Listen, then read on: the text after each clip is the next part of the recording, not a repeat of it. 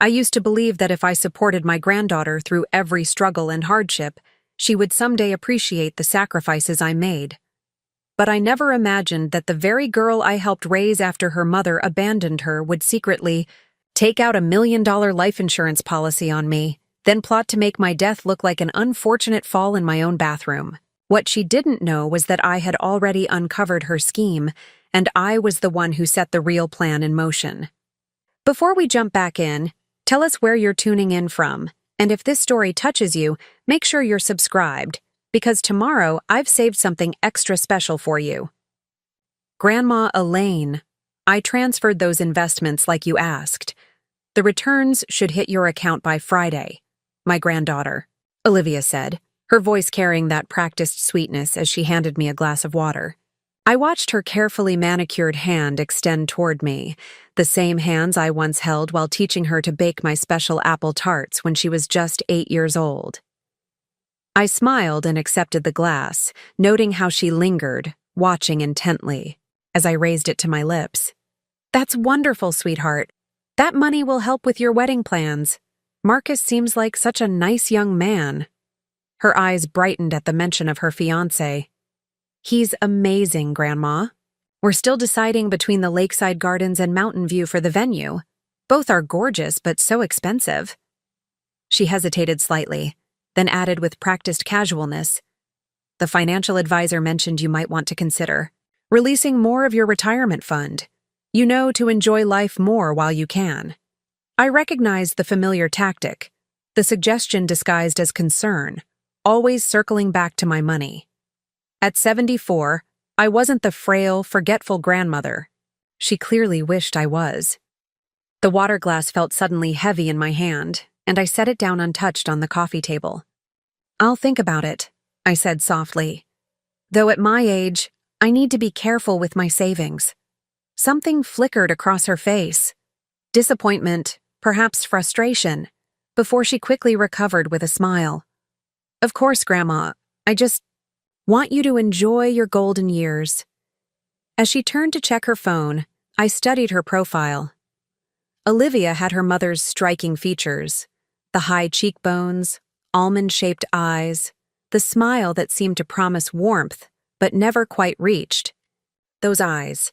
My daughter Rebecca had abandoned Olivia when she was just 6, leaving me to raise her while Rebecca chased one boyfriend after another across the country. I had given Olivia everything: a stable home, private education, emotional support through her turbulent teenage years, even the down payment for her first apartment. Now, at 29, she visited me twice weekly with dutiful regularity, always bringing small gifts, always asking about my investments and retirement accounts. I should get going, Olivia said, checking her watch. Marcus is waiting. We're meeting with the caterer. She leaned down, pressed a kiss to my cheek, and gestured to the water. Make sure you stay hydrated, Grandma. Dr. Wilson said it's important for your blood pressure. After she left, I waited 15 minutes before carefully pouring the water into a sealed container I had hidden in my knitting basket. It would be the 4th sample I'd collected this month. Something wasn't right, and I intended to find out what. The laboratory results had arrived yesterday, hidden in an envelope marked Garden Club newsletter, a precaution I'd taken to ensure Olivia wouldn't intercept it if she checked my mail, which she often did under the guise of helpfulness. The paper had trembled in my hands as I read the WAO findings. Trace amounts of colorless, odorless ethylene glycol, antifreeze, in every water sample. Not enough to kill immediately, but sufficient to cause gradual kidney damage that would appear as natural deterioration in someone my age. Sat in my quiet living room, surrounded by photographs documenting our life together. Olivia's graduation, her college acceptance, Christmas mornings and birthday celebrations, moments I'd treasured, believing we shared a bond that transcended blood. The betrayal burned like acid in my chest. What had turned the little girl who once crawled into my bed during thunderstorms into a woman who could methodically poison her own grandmother? Was it the money? The inheritances and life insurance she thought would come her way? Or had something in her always been broken in, a way I'd refused to see? I remembered the unexpected visit 3 months ago from Sandra, my former neighbor. She had moved to Arizona last year but stopped by while visiting relatives. I wasn't going to say anything, Sandra had whispered, her eyes darting nervously to the doorway as if Olivia might appear. But I overheard her at Jackson's Insurance, downtown, back before I moved. She was talking about a life insurance policy for an elderly relative. A big one. She mentioned your name, Elaine. I thought maybe you knew. I hadn't known. But that conversation had planted the first seed of suspicion, compelling me to start paying attention to patterns I'd previously ignored. The insistence that I take vitamins she provided, the water she always prepared, her sudden interest in managing my finances. The final confirmation came last week. While Olivia was supposedly using my bathroom, I noticed her rifling through my medicine cabinet, examining each prescription bottle carefully. When she emerged, she suggested, "I switch pharmacies to one that delivered, to make things easier for you, Grandma."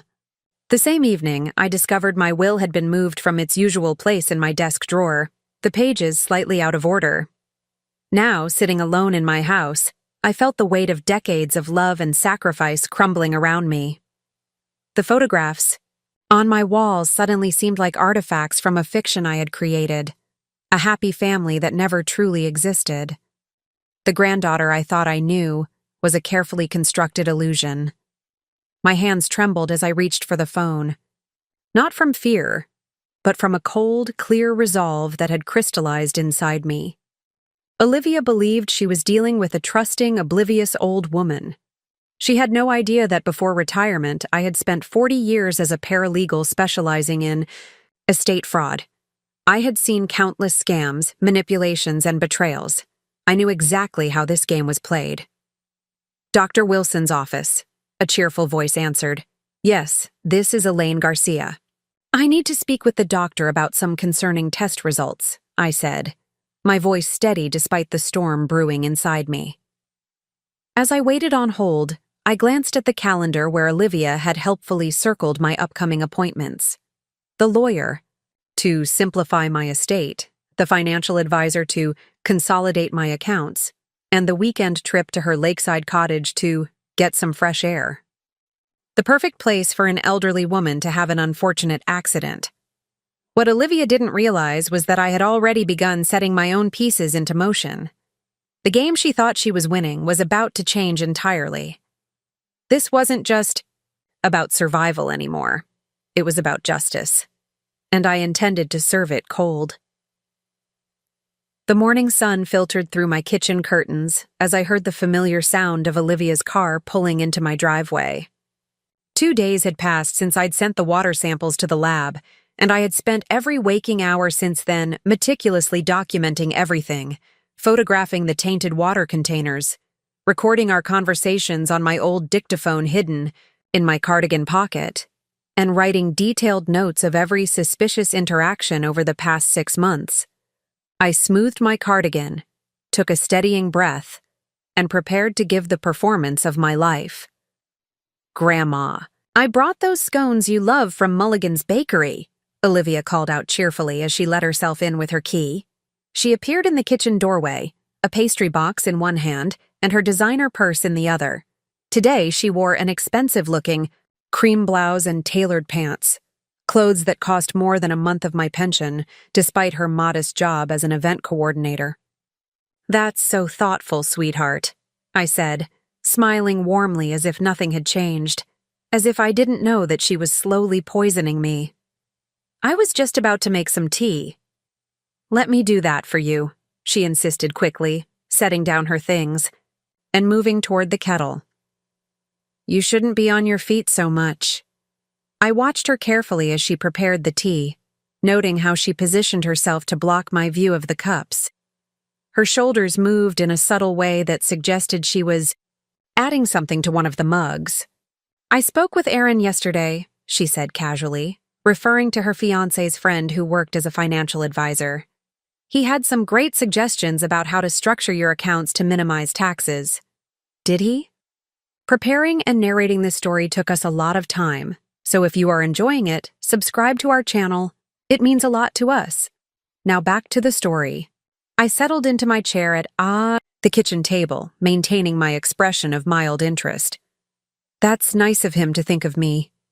She set the tea in front of me, and I noticed how her eyes fixed momentarily on the mug, a flicker of anticipation crossing her features. He said, "We should meet next week. Given your health concerns lately, it makes sense to simplify everything." "My health concerns?" I echoed, feigning confusion. "Grandma, you know you've been more forgetful lately." Her voice took on that condescending gentleness that made my skin crawl. "Last week, you couldn't remember where you put your checkbook, and Dr. Wilson mentioned your kidney function tests weren't ideal." Of course they weren't, not with what she'd been putting in my water. I wondered how she'd gained access to my medical information, but then remembered she'd insisted on driving me to appointments lately, always finding reasons to speak with my doctor privately. "I suppose you're right," I conceded, lifting the tea but not drinking it. "Speaking of finances, I've been thinking about the future." Olivia leaned forward eagerly, her interest visibly piqued. "Oh?" "I've worked so hard all these years, saved everything I could." I sighed dramatically. "What's the point if I can't help my family? Maybe it's time I updated my will, made things clearer." The gleam in her eyes intensified, though she quickly masked it with a concerned frown. "Grandma, don't talk like that. You're going to be around for years yet." "Not if she had her way," I thought bitterly. Still, at my age, it's sensible to be prepared. I reached across the table and patted her hand. "You're all I have, Olivia. Everything I've built, all I've saved, it's for you." She squeezed my hand, in return, and I suppressed a shudder at her touch. "Thank you, Grandma. But really, I'd rather have you than any inheritance." The lie hung in the air between us, almost tangible in its audacity. I nodded as if moved by her sentiment. "Actually," I continued, "I've been wondering if I should sell the house. It's too big for just me, and the stairs are getting difficult." Olivia's eyes widened slightly. The house, my mortgage-free, 3-bedroom colonial in one of the city's most desirable neighborhoods, was worth nearly $650,000. "Really? What would you do instead?" "I thought perhaps I could move in with you and Marcus after the wedding." I watched her expression carefully. "Just temporarily, until I find a smaller place. I'd contribute to your household expenses, of course." The flash of horror that crossed her face was almost comical. "Oh, Grandma, I don't know if that would work.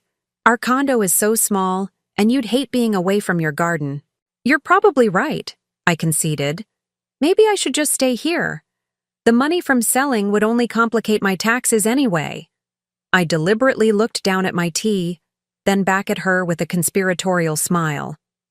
"Between you and me, I've been thinking of making a significant cash gift to you before the wedding, something the government doesn't need to know about." That got her attention. Her posture straightened, her focus sharpening like a predator spotting prey. "What kind of gift?" "I have some money that never went into the bank," I said in a lowered voice. "From your grandfather's life insurance. I've kept it in the house all these years. This was completely fabricated. My late husband Harold's modest insurance policy had gone entirely toward paying off our mortgage decades ago. But I needed to offer bait that would be irresistible." How much?" Olivia stammered, trying and failing to sound casual. "Around 90,000, I whispered. "In cash. I've never told anyone." Her eyes widened, genuine surprise replacing her calculated expressions. This wasn't part of her plan. This was better than her plan. "Where do you keep it?" she asked, then quickly added, "I mean, is that safe, Grandma? Having so much cash in the house?" "It's well hidden," I assured her with a wink. "I'll show you. Before your lakeside trip this weekend, it can be my early wedding present." Olivia's face lit up with unmistakable greed. "That's incredibly generous," she breathed, reaching for her phone. I should let Marcus know our weekend plans are still on. As she texted furiously, I used the opportunity to pour my tea into the potted plant beside me when she wasn't looking. When she glanced back, I was holding an empty cup. Delicious tea, dear. Thank you. She smiled with satisfaction, clearly believing her plan was progressing perfectly. Meanwhile, I mentally reviewed the contents of the safety deposit box at my bank. The lab results, the recorded conversations, the financial documentation showing how she'd attempted to manipulate my accounts. The weekend at the lakeside cottage was approaching. Olivia believed she was orchestrating my final days. She had no idea I was writing the script. I never intended to eavesdrop. Even after discovering what Olivia had been doing, some part of me still hoped there might be an explanation. Something that could soften the brutal reality that my own granddaughter was trying to kill me. The day after our conversation about the non-existent cash, Olivia returned unexpectedly. I had been resting in my bedroom when I heard her key in the lock. Curious about this unscheduled visit, I remained quiet, listening to her movements downstairs. She wasn't alone. "It's perfect," I heard her say.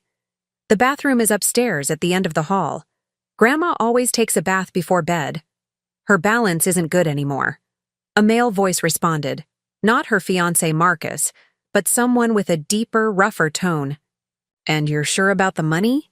90,000 in cash?" "That's what she said," Olivia replied. "Plus the insurance money after everything's done. $1 million, straight to me as the beneficiary." My hand instinctively covered my mouth to stifle a gasp. Hearing it stated so plainly, so coldly, was different from suspecting it. "What about security systems?" the man asked. "Cameras?" Olivia laughed. "She's an old lady living alone. The only security system is the deadbolt, and I have a key." I eased off my bed silently, my heart pounding, and crept closer to my bedroom door to hear better. "The lakeside cottage is even more isolated," Olivia continued. "No neighbors for half a mile. We can make it look like she wandered out at night, confused, and fell into the water. By the time anyone finds her, the antifreeze will be hard to detect. The medical examiner will see an elderly woman with kidney problems who accidentally drowned." I felt ice spreading through my veins. This wasn't just opportunistic poisoning. This was a calculated murder plot. "You've put a lot of thought into this," the man observed, sounding impressed. "I've been planning it for months," Olivia said, a note of pride in her voice. "The antifreeze was just to weaken her, make her seem more confused and frail to everyone. Dr. Wilson already thinks she's declining rapidly. How long have you been dosing her?" "About 4 months, small amounts, nothing that would raise alarms, just enough to damage her kidneys gradually." 4 months. The timeline matched perfectly with when I'd started feeling unusually tired and experiencing strange symptoms. I'd attributed it to age, to the natural decline of my body. How blind I had been, how trusting. "What about the old woman's neighbors? Won't they be suspicious?" the man asked. "Everyone already knows she's been confused lately," Olivia said, and I could hear the air quotes in her voice. "I've made sure of that. Told the neighbors she's been forgetting things, making up stories. Mrs. Kravitz next door thinks she has early dementia." My legs nearly gave out beneath me. It wasn't enough that Olivia was poisoning me. She had been systematically destroying my reputation and credibility as well, preparing the ground so that no one would question my death. I heard footsteps on the stairs, and I retreated quickly, silently, back to my bed. Through my barely open door, I saw Olivia leading a tall, rough-looking man down the hallway toward my bathroom. "See? The tub is old, no safety rails. We remove the bath mat, maybe leave some water on the floor. She slips, hits her head, and that's that. But the lake is still cleaner. No questions about why she was taking a bath in the first place."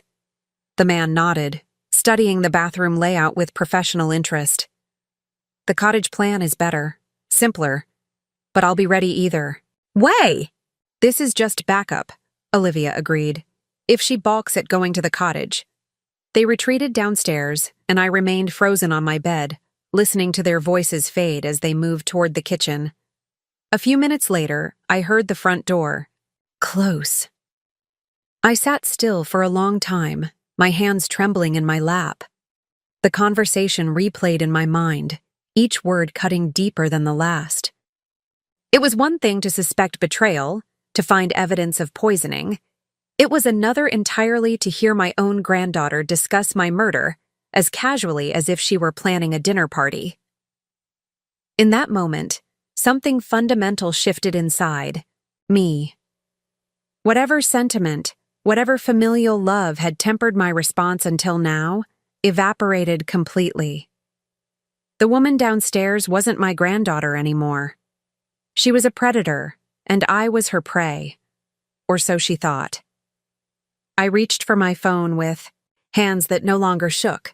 First, I called my bank and arranged to access my safety deposit box the next morning. Then I called my old colleague from the law firm, Barbara, who had retired just 2 years after me. "Barbara, it's Elaine," I said when she answered.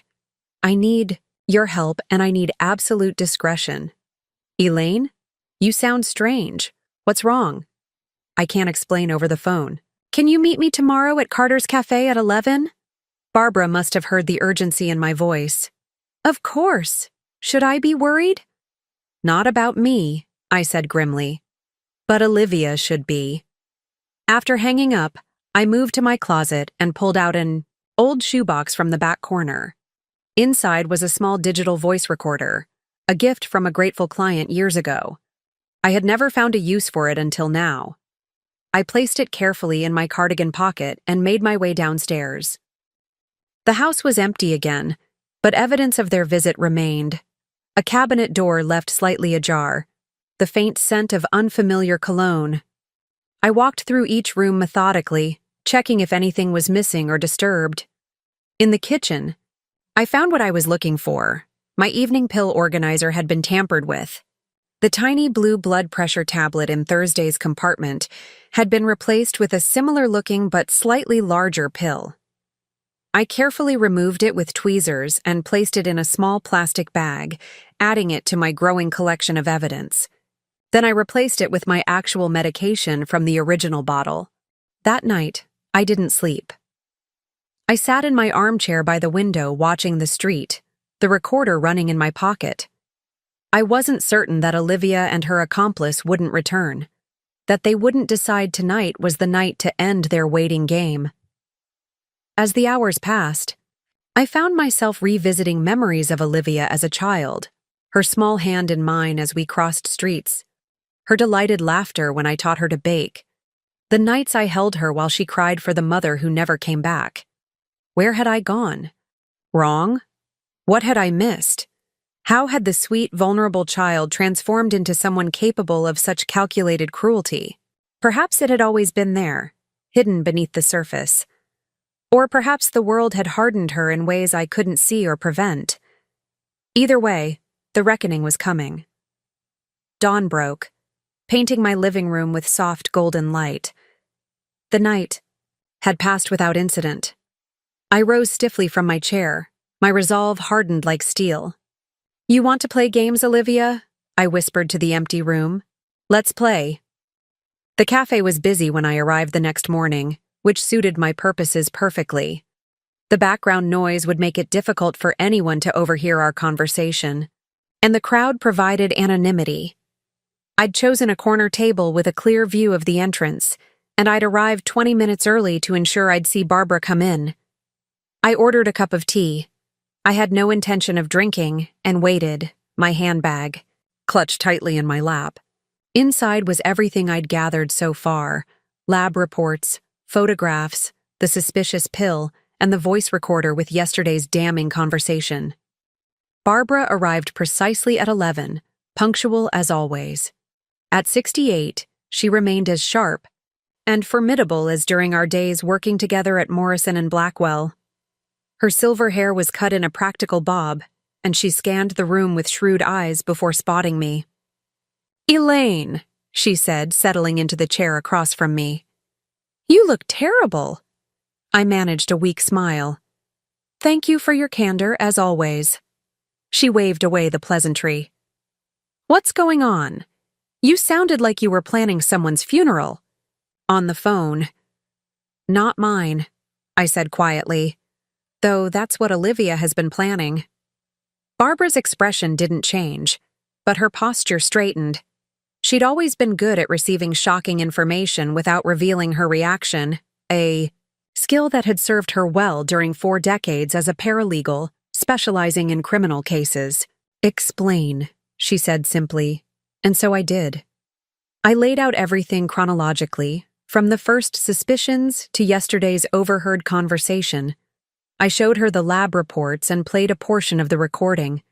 Throughout my explanation, Barbara remained silent, taking notes in the small leather-bound notebook she always carried.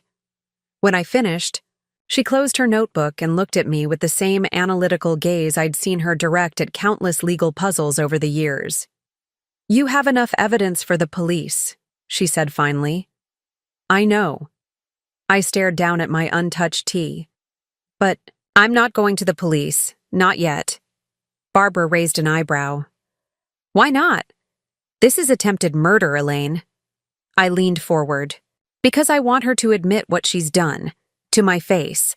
I want to understand why. And—" I hesitated, then continued. "I want her to face consequences that can't be dodged with a clever lawyer or a plea deal." "What exactly are you planning?" Barbara's voice held a note of caution. "Justice," I said simply. "But I need your help." After our meeting, I walked home slowly, my mind churning with everything we'd discussed. Barbara had agreed to help, though reluctantly. She'd always been the more cautious of us, preferring to work within the system despite its flaws. But she also understood my need for answers, for a reckoning that went beyond the clinical process of the legal system. When I reached my house, I paused at the front step, suddenly overwhelmed by what it represented. This had been my home for 43 years. I'd raised my daughter Rebecca here, and later Olivia. Every corner held memories. Christmas mornings, birthday celebrations, quiet evenings reading stories before bedtime. I had believed it was a place of safety, of love. Now it felt tainted, poisoned like the water Olivia had been giving me. Inside, I moved from room to room as if seeing the house for the first time. The floral couch where I'd held Olivia through her nightmares. The kitchen table where we'd done homework together. The backyard where I'd taught her to plant spring bulbs. In the living room, I stopped before the large family photo taken at Olivia's college graduation. She stood between me and Harold, her smile radiant, her future seemingly bright and full of promise. My late husband's arm was around her shoulders, his face beaming with pride. "What would you do, Harold?" I whispered to his image. "How did we fail her so completely?" Grief washed over me in waves, not just for my own betrayal, but for the granddaughter I thought I knew. The girl in that photograph was gone, if she had ever truly existed at all. In her place was a stranger wearing a familiar face, a predator with cold, calculating eyes. I sank onto the couch, finally allowing the tears I'd been holding back. They came in silent streams at first, then in deep, wrenching sobs that left me gasping. I grieved for the relationship I'd thought we had, for the love I'd given so freely and completely. I grieved for the future family gatherings that would never happen, for the great-grandchildren I would never hold. Most of all, I grieved for the little girl who had once trusted me with her fears and dreams, who had looked at me with genuine adoration. What had happened to twist that child into someone capable of such calculated cruelty? When the tears finally subsided, I felt hollow, emptied of sentiment. In that emptiness, something else began to grow. A cold, clear resolve that left no room for hesitation or second thoughts. I went to my bedroom and opened the closet, pulling out an old leather suitcase from the top shelf. Inside were keepsakes I'd preserved from Olivia's childhood. Report cards, artwork, school photographs charting her growth from a gap-toothed 6-year-old to a polished high school graduate. I laid them out on my bed one by one, searching for clues I might have missed, warnings I had overlooked. Had there been signs of this darkness even then? A pattern of deceit, of manipulation, of using others for her own gain. There were small incidents that now took on new significance. The time money went missing from a teacher's purse, and Olivia had a new bracelet the following week. The friendship that ended abruptly after Olivia borrowed and lost the girls. Expensive necklace. The tearful apologies that always seemed to arrive precisely when she needed something from me. I had excused it all, rationalized it away. She was young, still learning. She was struggling with her mother's abandonment. She needed guidance, not judgment. I had been willfully blind. By evening, I had packed away the mementos and locked the suitcase, storing it in the attic. Whatever sentimental attachment I'd had to those memories was severed now. They belonged to a narrative that no longer existed. I sat at my kitchen table, notebook open before me, and began to write. Not reminiscences or regrets, but a plan, methodical, detailed, leaving nothing to chance. I knew Olivia better than anyone. I understood her weaknesses, her desires, her patterns. She believed she was hunting me. She had no idea she had become the prey. The weekend at the lakeside cottage was 3 days away. Plenty of time to put everything in motion. I picked up my phone and dialed. "Barbara, I need one more favor." I first met Olivia when she was 6 years old, a solemn child with wary eyes standing in my doorway clutching a tattered backpack. My daughter Rebecca stood behind her, one hand on Olivia's shoulder, the other holding a cigarette.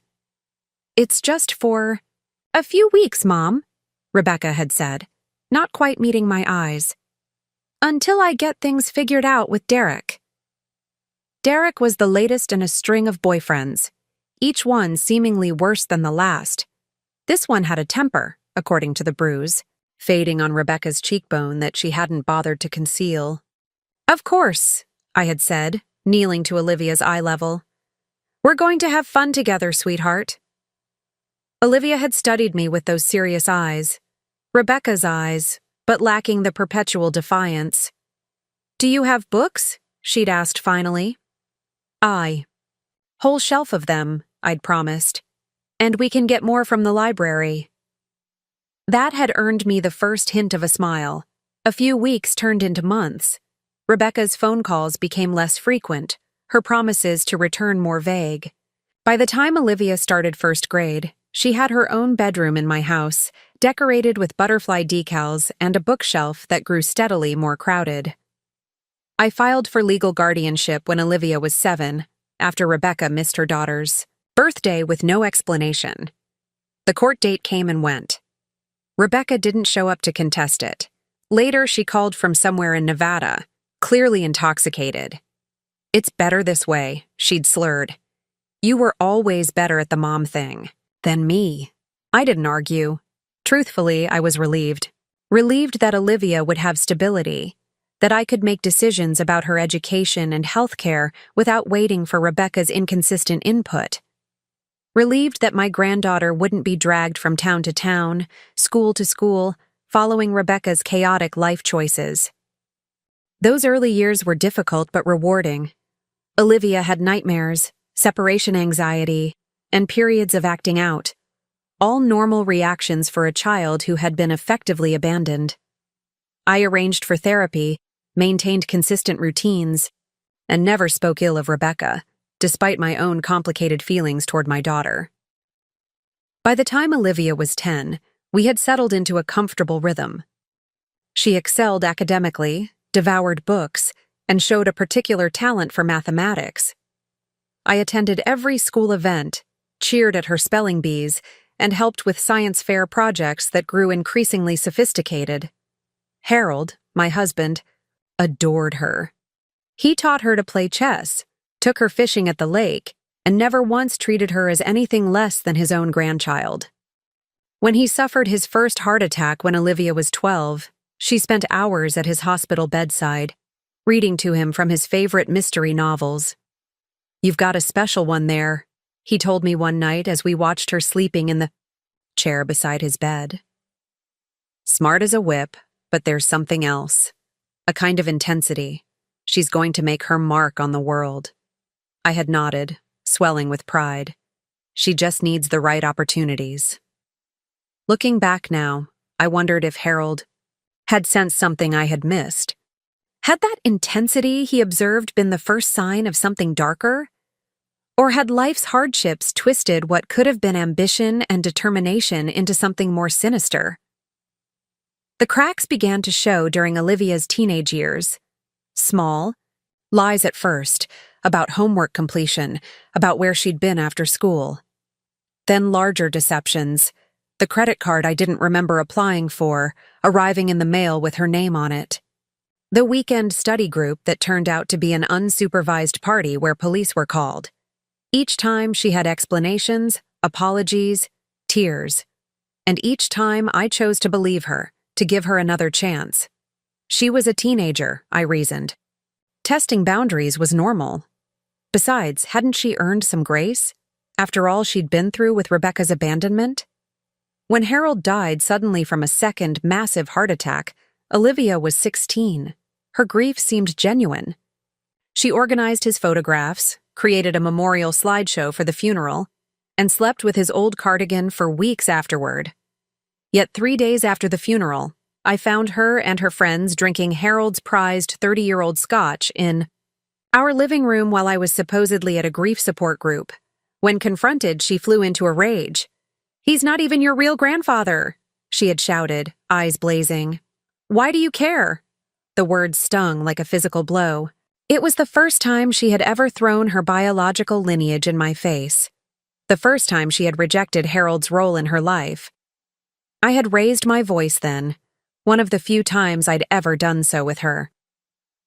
"Harold loved you from the moment he met you. He was more of a grandfather to you than your biological one ever was or wanted to be." She had stormed out, slamming the door hard enough to rattle the windows.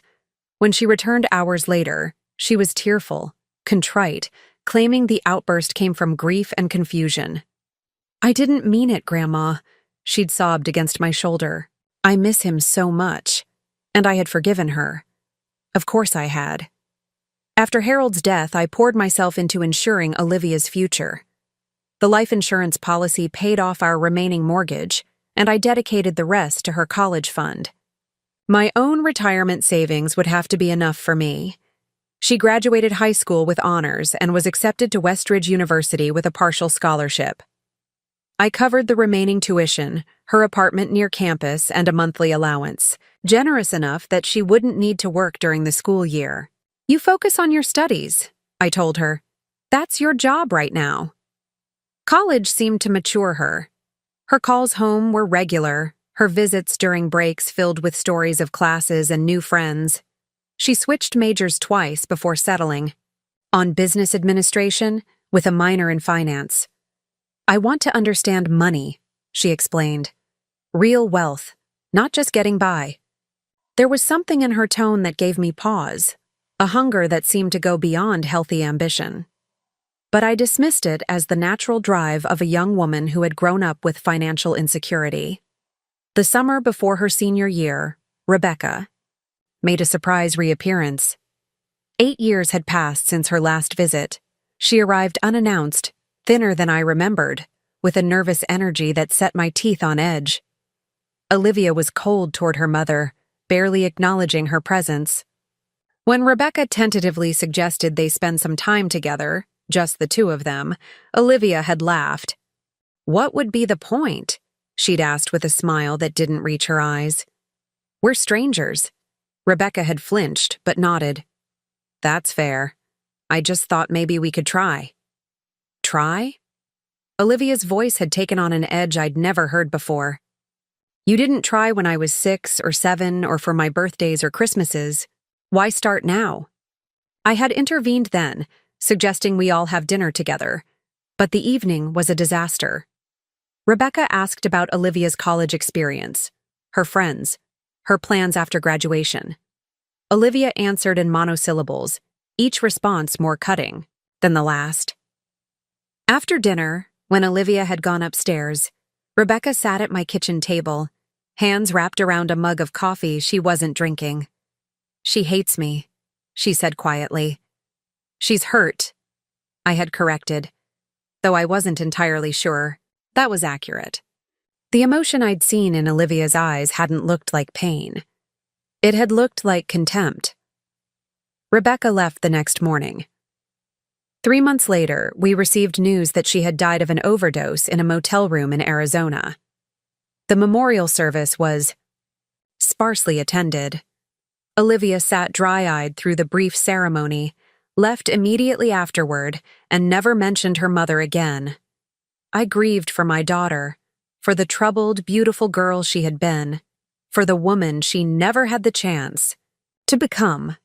I grieved for the relationship she and Olivia might have rebuilt someday, but mostly, I grieved for the little girl who had once asked about her mommy every night before bed, who had kept Rebecca's faded photograph under her pillow until she was 10. That little girl seemed gone, replaced by someone I sometimes struggled to recognize. After graduation, Olivia moved back home briefly before finding a job at an event planning company and her own apartment in the city. Our relationship settled into a comfortable routine: Sunday dinners, occasional shopping trips, holiday celebrations. If she seemed more interested in my financial affairs than my daily life, I attributed it to her business education and practical nature. If her visits became more frequent after I mentioned updating my will, I told myself she was simply being attentive to my needs as I aged. When had the subtle shift occurred? When had attentiveness become calculation? When had my granddaughter begun to see me not as family, but as an obstacle between her and what she wanted? Perhaps the seeds had always been there, dormant, waiting for the right conditions to grow. The sacrifices began small, almost imperceptible. A missed dinner with friends to attend Olivia's school play, postponing a vacation so I could help her prepare for final exams.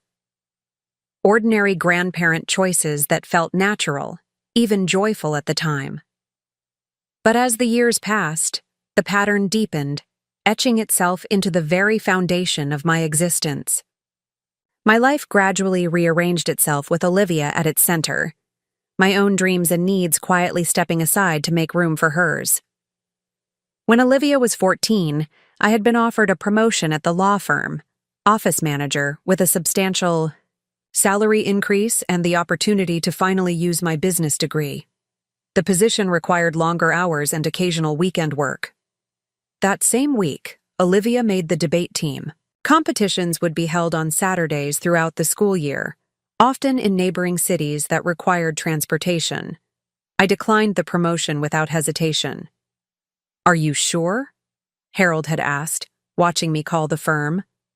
"We could hire a driver for Olivia's competitions. This is a big opportunity for you." "There will be other opportunities," I said, already writing the debate schedule on our kitchen calendar. "This is important to her." Harold didn't argue, but I caught the concern in his eyes. He had always been gently protective of my independence, worried that my tendency to put others first would eventually leave nothing for myself. When Olivia decided to apply to Westridge University, a prestigious school with tuition far beyond what we had saved, I took on freelance paralegal work in the evenings. For 2 years, I worked 60-hour weeks, carefully adding every extra dollar to her college fund. "Mom, you're running yourself into the ground," Rebecca said during one of her rare visits. She had watched me fall asleep at the dinner table, fork still in hand after a 14-hour day. "It's temporary," I insisted. "Olivia deserves the best education we can give her." Rebecca gave me a strange look. "At what cost? Your health? When does she start giving back?" I had bristled at the question, defensive of Olivia in a way I had never been of Rebecca. "She gives back every day. Her success will be my reward, the kai." Truth was more complicated. Olivia rarely acknowledged the sacrifices, seemed to view them as her due. When she was accepted to Westridge with a partial scholarship, her focus wasn't on the tuition gap I would need to fill, but on which dorm would offer the best social connections. Still, I told myself this was normal. She was young, focused on her future. Gratitude would come with maturity. When Harold died, my world collapsed. He had been my partner for 41 years, my steadiest support, my greatest love. The grief was overwhelming, a physical weight pressing against my chest, making it difficult to breathe. Olivia had her own grief to process, I knew, but I was struck by how quickly her concerns turned practical. "What did the life insurance pay out?" she asked 2 weeks after the funeral. "Will it affect my college fund?" I was taken aback by the bluntness, but rationalized it as her way of seeking security during an uncertain time. "The policy covered the mortgage. Your college fund is separate and secure." She nodded, visibly relieved. "Good. And what about the rest of the finances? Do you have a plan?" I didn't, not really. Harold had handled most of our investments. I was still finding my footing in a world without him, but I straightened my shoulders and assured her everything would be fine. Her studies shouldn't be disrupted by my bereavement. That night, I sat alone at our kitchen table with a stack of financial documents, teaching myself the details of our retirement accounts, insurance policies, and investments. Not for myself, but so I could preserve Olivia's sense of security. My grief would have to wait. During Olivia's college years, my devotion manifested in weekly care packages filled with homemade cookies, gift cards, and hand-knit scarves. In winter drives through snowstorms to deliver a forgotten textbook. In middle-of-the-night phone calls when a relationship ended badly or an exam went poorly. I remodeled her childhood bedroom during her sophomore year, replacing the butterfly decals with sophisticated gray walls and a queen-sized bed. "For when you come home during breaks," I explained, though she rarely stayed longer than a weekend before taking off with friends. When she graduated, I threw an elaborate party, inviting family friends and her professors. I spent weeks preparing her favorite foods, decorating the backyard with fairy lights and flowers in her university colors. "You didn't need to go to all this trouble, Grandma," she said, glancing around at the carefully arranged tables.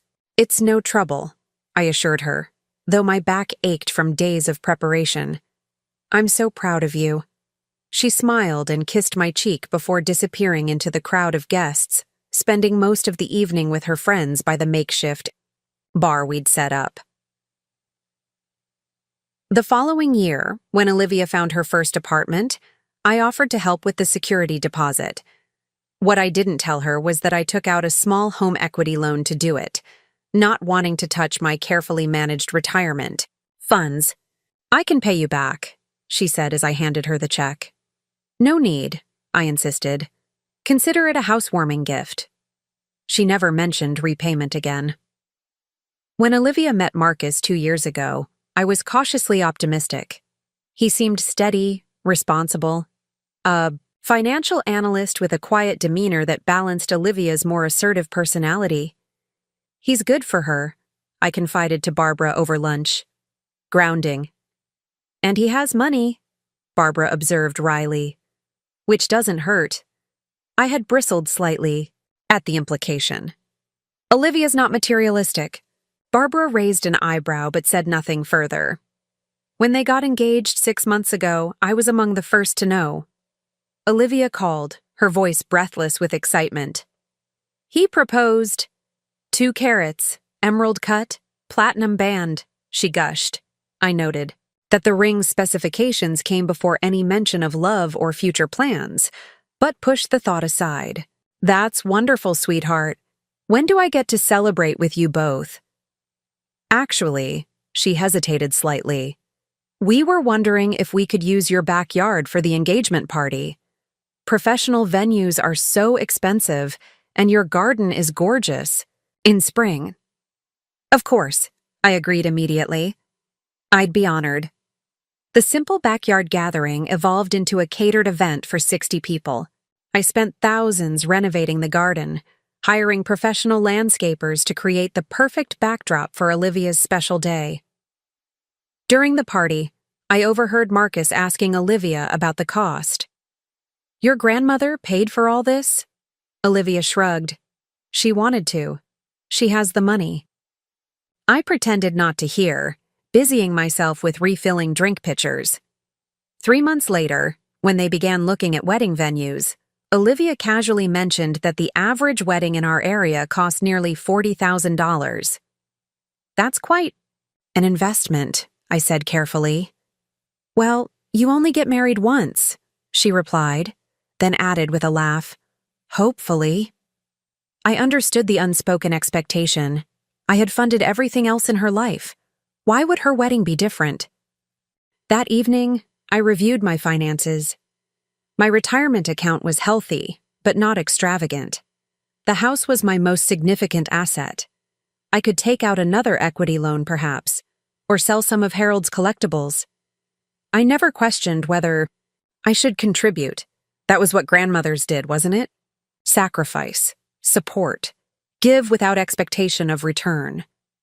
It was only later, after discovering Olivia's betrayal, that I realized the true cost of my devotion, not just in dollars spent or opportunities declined, but in the person it had allowed her to become.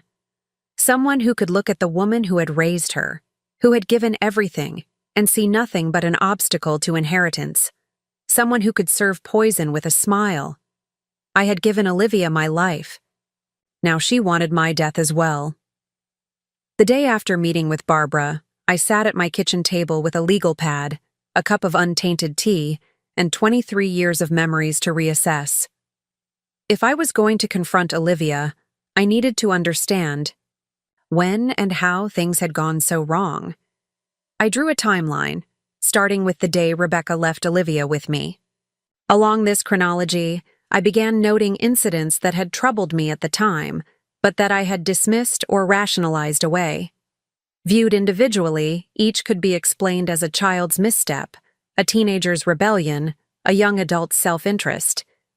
But together, they formed a pattern I had been willfully blind to for decades. When Olivia was 9, her teacher called me about a missing bracelet. A classmate's birthday gift had disappeared from her desk and somehow ended up among Olivia's things. Olivia claimed the girl had given it to her, which the classmate vehemently denied. Children often misunderstand the concept of ownership, the teacher had explained gently. Olivia may have convinced herself it was a gift. I had nodded, apologized, and later that evening sat Olivia down for a gentle conversation about respecting others' belongings. She had listened solemnly, eyes wide and tearful, promising it would never happen again. 2 weeks later, I found a small gold locket in her jewelry box, one I recognized as belonging to our elderly neighbor, Mrs. Finch. When questioned, Olivia burst into tears. "She showed it to me last week when I helped bring in her groceries," she sobbed. "I thought she was giving it to me. I didn't mean to steal it." I had returned the locket with my own tearful apologies. Mrs. Finch was gracious, insisting it was a simple misunderstanding. I believed that too, wanted to believe it. But now, thinking back, I remembered the calculation in Olivia's eyes before the tears began. How quickly the story came, fully formed. How she had volunteered to help Mrs. Finch that day, something she had never offered to do before or since. At 12, Olivia went through a phase of finding money around the house. $20 from my purse, $30 from the grocery fund, $50 from the envelope where I kept emergency cash. "It was on the floor," she would insist. "I was going to tell you, but I forgot." Each time I would explain the importance of honesty, of immediately returning money that wasn't hers. Each time she would appear contrite, only for the pattern to repeat weeks later. When I mentioned my concerns to her therapist, he suggested it might be related to the financial insecurity of her early years with Rebecca. Perhaps having money made her feel safe. That made sense. I stopped leaving cash where she might find it, and the incident ceased. Problem solved, I thought. But had it been? Or had she simply become more selective, more careful about what she took and when? In high school, her friend group shifted. Constantly. Girls who had been inseparable from Olivia for months would suddenly disappear from her life, replaced by new companions. When I asked about these vanished friends, Olivia would shrug. "We grew apart," she'd say. Or, "She got jealous when I was made team captain." Or, "Her boyfriend kept hitting on me, so it got weird." There was always a plausible explanation that positioned Olivia as either the victim or the reasonably aggrieved party. I never questioned deeper, never reached out to the parents of these former friends to hear their side. Why hadn't I? Because I didn't want to know, I realize now. Because the pattern might have become too clear to ignore. The incidents continued, into adulthood, evolving in sophistication.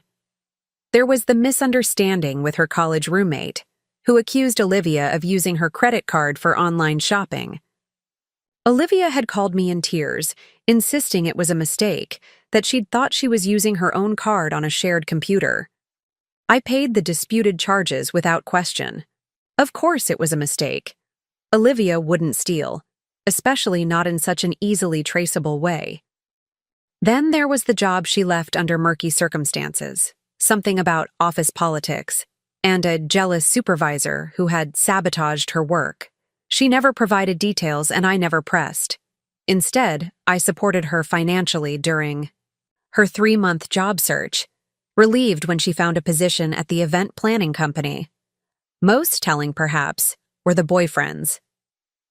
Before Marcus, there had been a string of men, each relationship ending abruptly once Olivia had extracted what she needed: connections to internships, access to exclusive social circles, expensive gifts. The pattern was so consistent, it was almost clinical. Identify target, charm, extract value, discard. I had attributed this to her fear of abandonment, her difficulty trusting after Rebecca's desertion. "She's protecting herself," I told Harold, once after a particularly calculated breakup. "She leaves before she can be left." Harold hadn't been convinced. "There's strategy there, Elaine. It's not fear driving those decisions." I didn't want to believe him then. I couldn't bear to think that my granddaughter, the child I had poured my heart and soul into raising, could be so deliberately manipulative. But the evidence was becoming overwhelming. As I continued my timeline, more recent events took on sinister, new meanings. 6 months ago, Olivia had suddenly developed an interest in my health, asking detailed questions about my medications, suggesting supplements, researching doctors. "I just want you to be around for a long time, Grandma," she'd said when I expressed surprise at her new concern. 4 months ago, when the poisoning likely began according to what I'd overheard, she started bringing water and tea during her visits, insisting I stay hydrated. Always watching me drink, always disposing of the glasses herself afterward. 3 months ago, she asked if I had updated my will since Harold's death, offering to help me find a good estate attorney. 2 months ago, she began mentioning my supposed memory lapses to neighbors, to my doctor, creating a false narrative of cognitive decline. "I'm worried about Grandma," I overheard her telling my next-door neighbor. She got confused about the day of her doctor's appointment, and I found the stove on twice last week. None of it had happened. But who would believe me over her?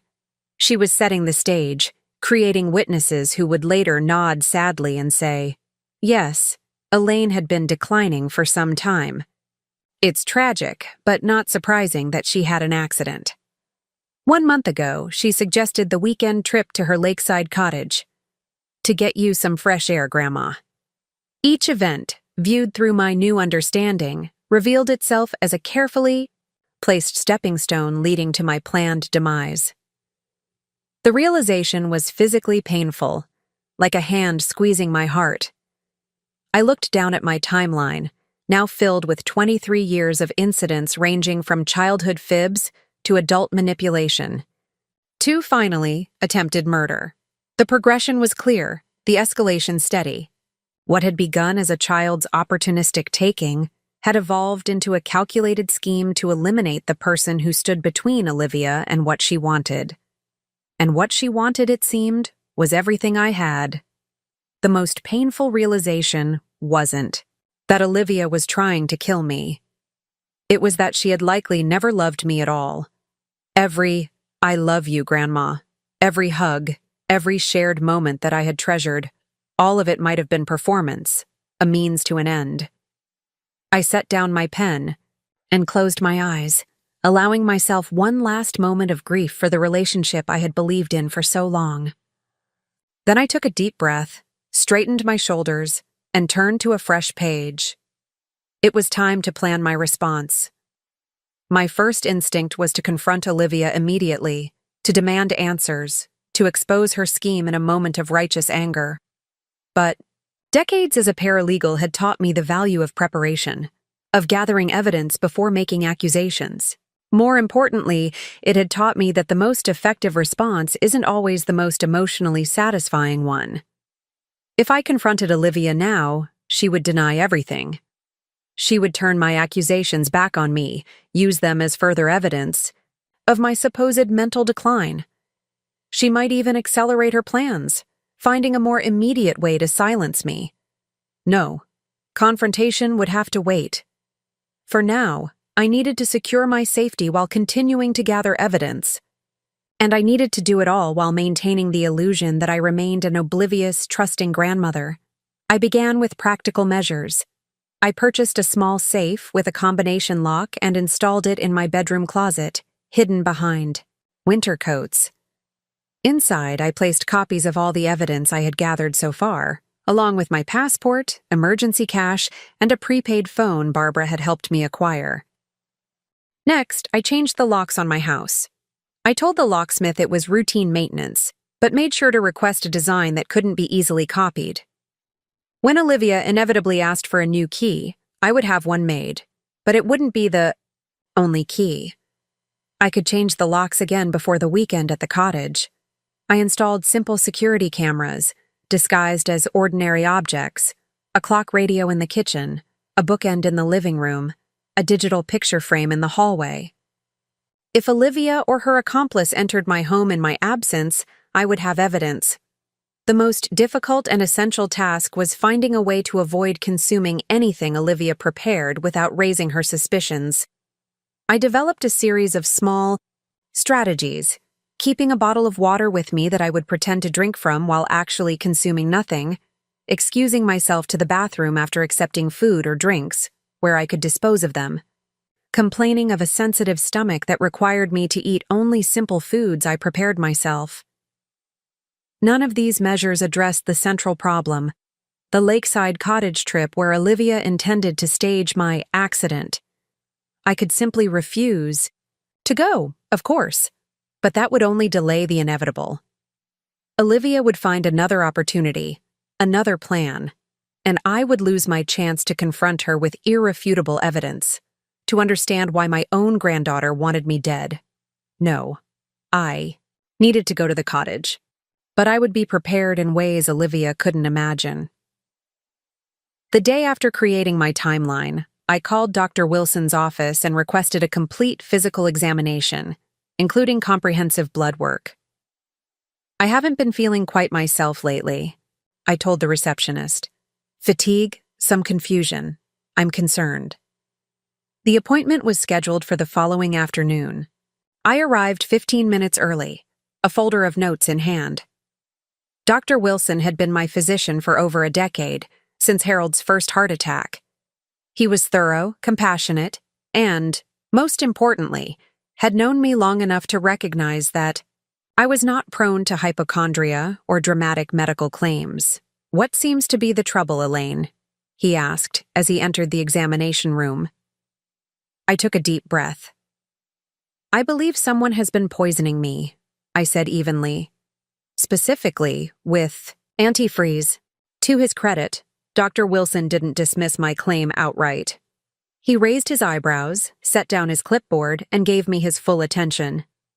That's a very serious accusation. What makes you think so? I handed him the laboratory results from the key, water samples along with a typed timeline of my symptoms over the past 4 months. Unexplained fatigue, occasional confusion, nausea, headaches. These are consistent with ethylene glycol poisoning, I said, especially when administered in small doses over time. Dr. Wilson reviewed the lab results carefully, his expression growing increasingly grave. This is disturbing, he said, finally. If accurate, these levels could indeed cause the symptoms you've described, potentially leading to kidney damage or failure if continued. I need 2 things from you, I said, my voice steady despite the surreal nature of the conversation. First, comprehensive tests to determine if there's been any organ damage. Second, documentation of the poisoning for legal purposes. He nodded slowly. We'll do a full workup. Blood, urine, kidney function tests. If what you're saying is true, there should be markers in your system. He hesitated, then asked the question I had been dreading. Elaine, who do you believe is doing this to you? I met his eyes directly. My granddaughter, Olivia. His expression registered shock, then doubt, then concern. Are you certain? Could there be another explanation? I wish there were, I said quietly, and proceeded to share the evidence I had gathered. The overheard conversation, the life insurance policy, the altered medications. By the time I finished, Dr. Wilson's initial skepticism had transformed into horrified belief. This needs to be reported to the police, he said firmly. It will be, I assured him. But not yet. I need to gather more evidence first, and I need to confront her myself. He frowned. That could be dangerous, Elaine. Which is why I need to be healthy and clear-headed, I replied. Please run the tests. Document everything. But keep it confidential for now. Dr. Wilson reluctantly agreed, on the condition that I would allow him to contact authorities immediately if my health appeared in imminent danger.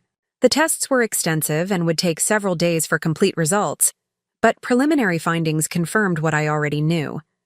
I had been systematically poisoned for months. As I left the medical center, I felt a strange sense of validation mixed with profound sadness. There was something particularly devastating about having medical science confirm what my heart had been struggling to accept, that someone I loved was actively trying to kill me. The next item on my agenda was potentially the most difficult. I needed to contact the insurance company without alerting Olivia. If she had indeed taken out a policy on my life, I needed to know the details, the amount, the terms, and most importantly, whether there were any exclusions that might hint at her planned accident. Barbara had suggested a direct approach. Just call them, she said. You're the insured party. They'll have to tell you. But if Olivia had forged my signature or used some other deception, the company might contact her as the policy owner. I couldn't risk tipping my hand. Instead, I visited the local office of Jackson's Insurance in person, dressed differently than my usual style. A smart business suit instead of my typical casual attire, hair pulled back, makeup applied with a heavier hand than normal. I'm considering a life insurance policy, I told the agent who greeted me. But I have some concerns about whether I might already be insured through a family member's policy. My granddaughter recently mentioned something about it, but I'm afraid the details escape me. Would you be able to check your system? The agent looked sympathetic. Of course. What's your name and date of birth? I provided the information, watching carefully as she typed. Her expression shifted subtly as she viewed the screen. A slight widening of the eyes, a quick glance at me, then back to the monitor. Ah, yes, she said after a moment. It appears there is a policy. Quite a substantial one, in fact. It was taken out approximately 4 months ago. Exactly when my symptoms had begun. The timing was no coincidence. Would you be able to print the details for me? I asked casually. I'd like to avoid duplicating coverage. She hesitated. Normally, we would need the policy owner's permission. However, since you're the insured party, she seemed to make a decision. I'll print a summary. For you. It won't have all the details, but it should give you the basics. The summary she provided confirmed my worst fears. A $1.2 million policy with Olivia as the sole beneficiary. Death from accidental drowning was specifically covered with an additional payout clause. The policy had been taken out in my name, with what appeared to be my signature on the documents, a signature I had never provided. I thanked the agent and left with the summary folded carefully in my purse, another piece of evidence for my growing collection. The puzzle was becoming clearer, the picture it revealed increasingly disturbing. That evening, as I added the insurance documents to my safe, my phone rang. Olivia's name flashed on the screen. I took a deep breath, slipped back into the role of unsuspecting grandmother, and answered with a warmth I no longer felt. "Hi, sweetheart," I said cheerfully. "I was just thinking about our weekend trip." "Everything's set for this weekend," Olivia said, her voice bubbling with an enthusiasm that now sounded sinister rather than sweet. "Marcus is so excited to have you visit. He's even planning to grill that salmon you love." "That sounds lovely," I replied, matching her tone while my free hand clenched into a fist. "What should I bring?" "Just yourself," she said quickly. "And maybe those medications you've been taking. It's always good to have them with you, especially with your recent forgetfulness." I noted the deliberate pause, the careful insertion of my supposed cognitive decline into casual conversation. Another brick in the foundation she was building, to support the narrative of my accident. "Of course," I agreed mildly. "Is there anything else I should know about the weekend? Any special plans?" "Nothing elaborate. Some relaxation by the lake, maybe a short hike if you're feeling up to it. The walking path has such beautiful views of the water." Views of the water. A walking path. A short hike. All innocent suggestions, if you weren't aware they were reconnaissance for a murder location. "That sounds perfect," I said. "I could use some fresh air and exercise." After we hung up, I sat motionless for several minutes, processing the conversation. Olivia clearly intended to make her move this weekend. I had 3 days to finalize my preparations. The next morning, I visited my bank and emptied my safe deposit box. I needed all my evidence with me, not locked away where it would do no good if something went wrong. I also withdrew $5,000 in cash, enough to sustain me if I needed to leave town quickly after the confrontation. From the bank, I drove to an electronics store in a neighboring town where no one would recognize me. There, I purchased several small recording devices and an emergency GPS tracker, using cash for all transactions. The salesperson was helpful but not overly curious, assuming I was a concerned senior looking for safety devices. "The tracker is simple," he explained. "Just activate it here, and anyone with the companion app can locate you within a few feet. Great for hiking or if you're concerned about medical emergencies." "Exactly what I need," I agreed, thinking how ironic it was to be preparing for a medical emergency that my granddaughter was planning to orchestrate. My next stop was more difficult, emotionally, not logistically. I drove to the police station in town, where I asked to speak with Detective Morgan, an officer I knew slightly through Harold's volunteer work with the department's community outreach program. The detective was in her late 40s, with shrewd eyes and the composed demeanor of someone who had seen too much to be easily shocked. She listened without interruption as I outlined my situation, examining each piece of evidence I presented with methodical attention. "Mrs. Garcia," she said finally, "you've built a compelling case. We could pursue charges based on what you've already gathered. The poisoning alone is attempted murder." "But would it be enough for a conviction?" I asked. Her slight hesitation gave me my answer. "The evidence is circumstantial," she admitted. "Strong, but circumstantial.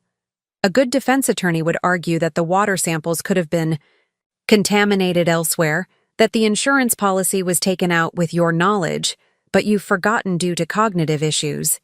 Exactly the narrative your granddaughter has been establishing. Which is why I need more, I said. Something irrefutable. A confession. Detective Morgan shook her head firmly. I cannot condone you putting yourself in danger to obtain a confession. The risk is too great. I'm already in danger, I pointed. Out. Every day I spend in Olivia's presence, I'm at risk. At least this way, the danger serves a purpose. We reached a compromise after nearly an hour of discussion. I would provide Detective Morgan with all my evidence, which she would document, officially but hold from formal processing. I would wear one of the recording devices during my weekend at the cottage, and, this was her non-negotiable condition, I would be under police surveillance the entire time. We'll have plainclothes officers in the vicinity, she explained. Not close enough to be noticed, but close enough to intervene if necessary. You'll have an emergency signal. Press this button 3 times and we'll respond immediately. She handed me a small device that resembled a key fob. And if I get what we need? I asked. Then we arrest her on the spot, Detective Morgan said, her expression grim. No second chances, no opportunity for her to harm you or flee. As I left the station, I felt a weight simultaneously lift from and settle onto my shoulders. I was no longer alone in this, which provided immense relief. But the reality of what I was undertaking, actively participating in a sting operation against my own granddaughter, struck me with fresh force. How had we arrived here? How had the child I raised become someone the police were preparing to? Arrest for attempted murder? I pushed the questions aside. There would be time for reflection later. For now, I needed to focus on the practical aspects of surviving the weekend and securing the evidence that would put Olivia away for a very long time. My final preparation involved a visit to Barbara, who had agreed to act as my emergency contact. Outside the police operation, if something went wrong, if the surveillance failed, if the recording devices malfunctioned, if Olivia somehow managed to outwit both me and the police, Barbara would ensure that the truth about my death would not remain hidden. Are you absolutely certain about this? Barbara asked as we sat in her sunroom, reviewing the details of my plan. You could still walk away, you know, move across the country, change your name, start over somewhere Olivia couldn't find you. I considered the suggestion seriously. It would certainly be easier, safer, but it would also mean Olivia would never face consequences for what she had done, and what she would likely do to someone else in the future. I can't, I said finally. This isn't just about me anymore. It's about justice. Barbara nodded, understanding, but not happy. Then at least promise me you'll be careful. That woman is not the girl you raised, Elaine. She's something else entirely. I know, I said quietly. I think I've always known, somewhere deep down. I just didn't want to see it. As I prepared to leave, Barbara handed me a sealed envelope.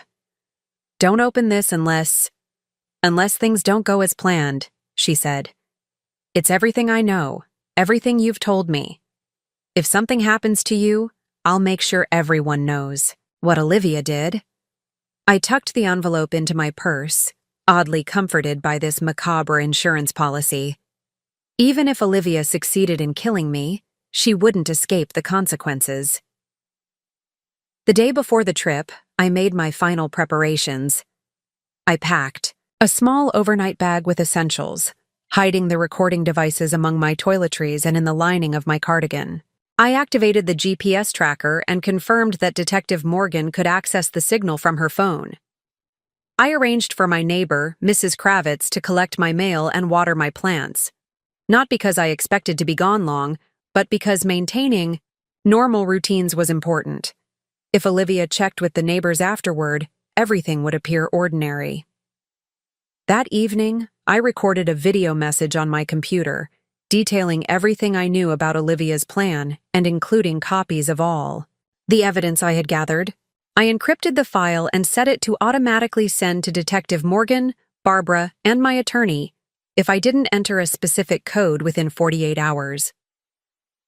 As darkness fell, I sat in my living room looking at old photographs. Not of Olivia this time, but of Harold. My husband's kind eyes seemed to look back at me with concern and love. "I'm being careful," I told his image. "But I need to do this. I need to know why."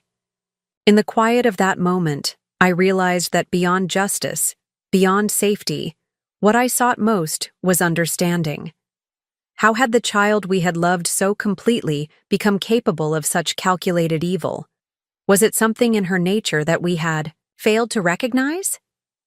Something in her nurturing that we had gotten terribly wrong? Or was it simply the random cruelty of fate, creating a void in a human heart that no amount of love could fill? I didn't know if confronting Olivia would provide those answers, but I had to try. The next morning, I rechecked all my recording devices, confirmed the GPS tracker was operational, and called Detective Morgan to verify the surveillance plan. Everything was in place. Then I sat by the window, overnight bag at my feet, and waited for Olivia to arrive. Olivia arrived precisely at 10 o'clock, her sleek silver car pulling into my driveway with the soft purr of expensive engineering. I watched through the window as she checked her reflection in the rearview mirror, practiced a smile, then exited the vehicle with the fluid grace she had perfected since adolescence. I opened the door before she could knock, greeting her with a smile that matched her own in insincerity. "Right on time," I said cheerfully. "I'm all packed and ready."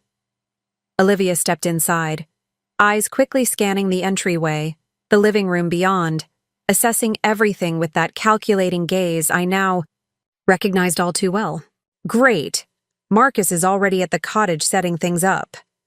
She reached for my overnight bag. "Let me take that for you." I maintained my grip on the handle. "It's fine, dear.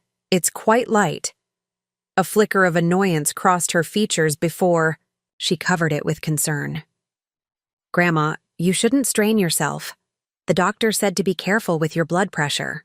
The irony of her expressing concern about my health while actively trying to destroy it was almost enough to break my composure. Instead, I relaxed my grip on the bag, allowing her to take it, but not before confirming with a subtle pat that the recording device sewn into the lining was still in place. "You're right," I conceded. "Thank you, sweetheart." In the car, Olivia chattered about wedding plans, about Marcus's recent promotion, about the cottage renovations. I responded with appropriate interest, asking questions, commenting on details, playing the role of the engaged, slightly forgetful grandmother she expected me to be. "The insurance agent called yesterday," she mentioned casually as we turned onto the highway, her eyes fixed on the road ahead. "About that policy we discussed. Everything's been approved." We had never discussed any insurance policy. This was a test, I realized. A probe to see if I remembered something that had never happened, or if I would contradict her and demonstrate more mental acuity than she wanted me to have. "Oh, that's good," I said vaguely. "I'm glad it's all taken care of." She nodded, seemingly satisfied with my ambiguous response. "The coverage is excellent. Very comprehensive." "That's important at my age," I agreed, noting how her hands relaxed slightly on the steering wheel. She believed I was completely in the dark, exactly where she wanted me. We drove for nearly an hour, the landscape gradually transforming from suburban developments to rolling countryside, and finally to the more rugged terrain surrounding the lake.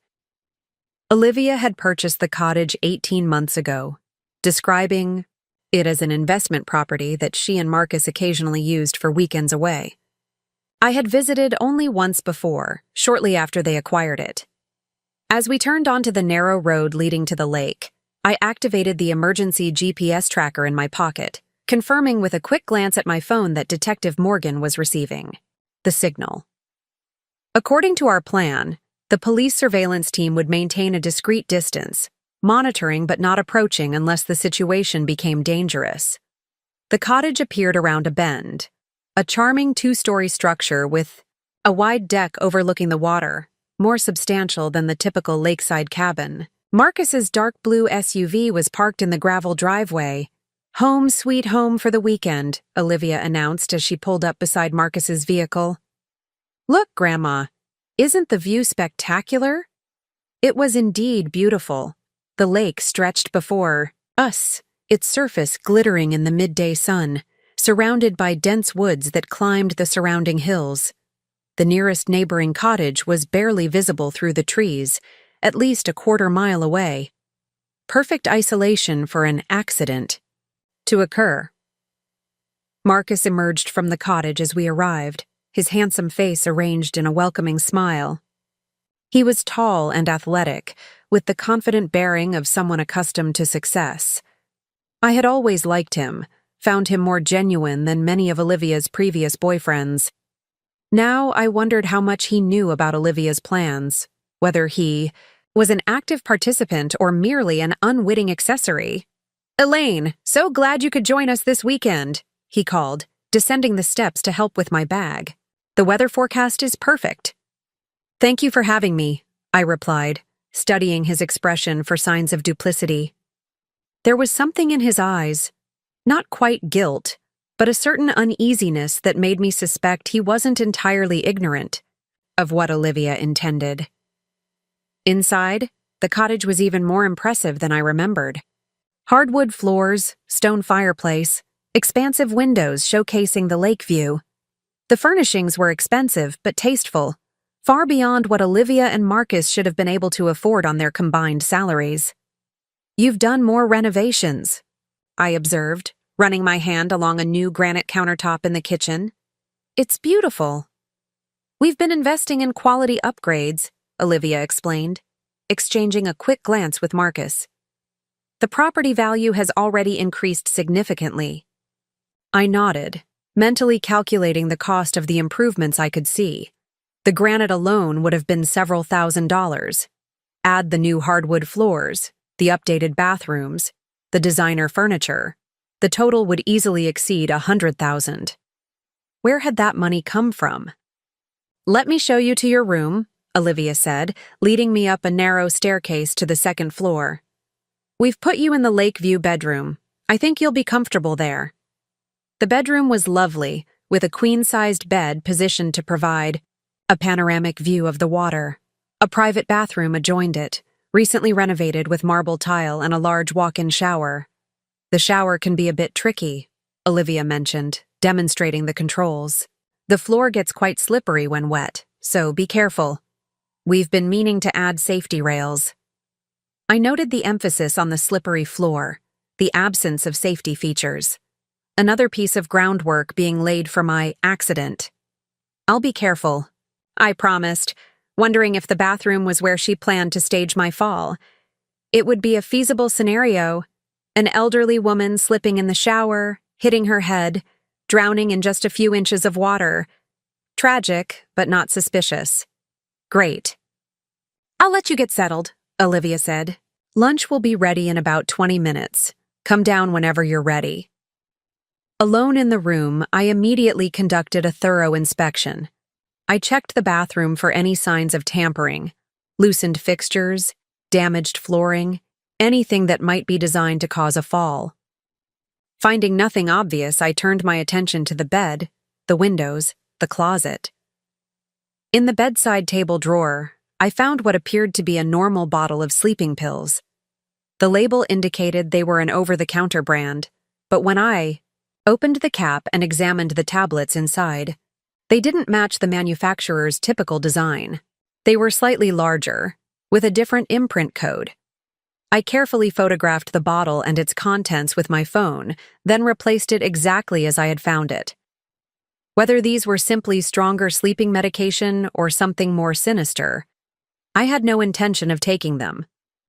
Next, I placed one of my recording devices on the underside of the bedside table, positioning it to capture any conversations in the room. I put another in the bathroom, wedged behind the vanity. As I unpacked my clothes, I heard voices from downstairs, Olivia, and Marcus speaking in hushed but intense tones. I couldn't make out the words, but the cadence suggested an argument or disagreement.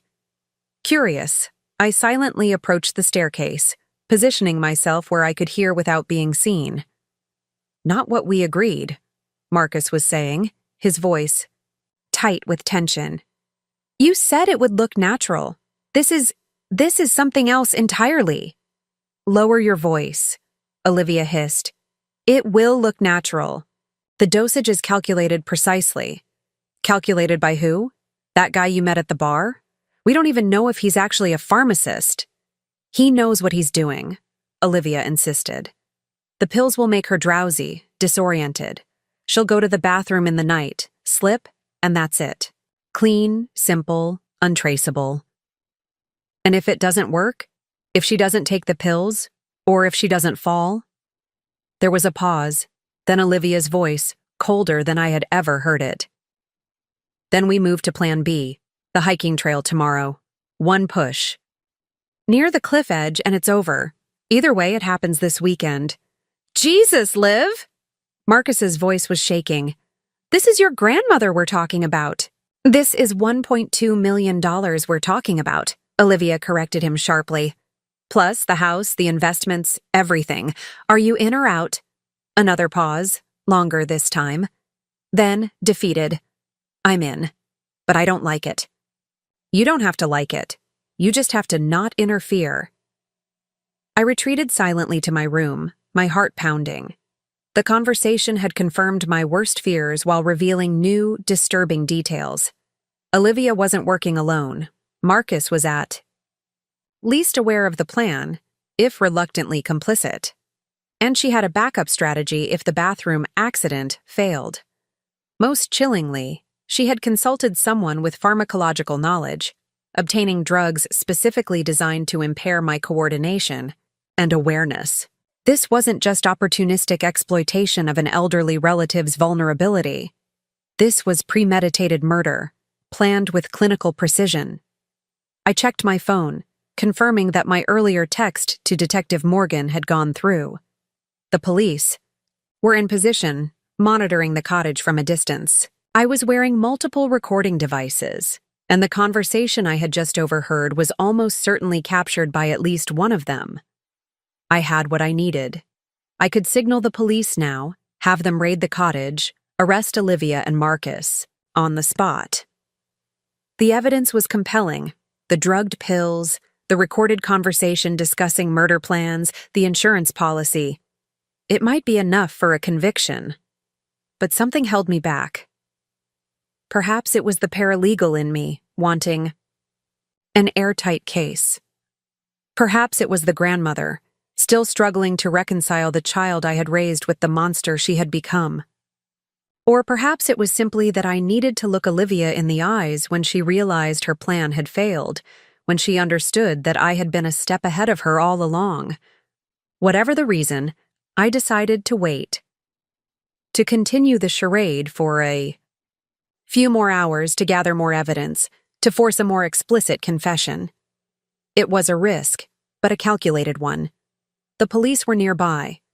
I was alert and aware of the danger. And most importantly, Olivia still believed I was oblivious, which gave me the advantage.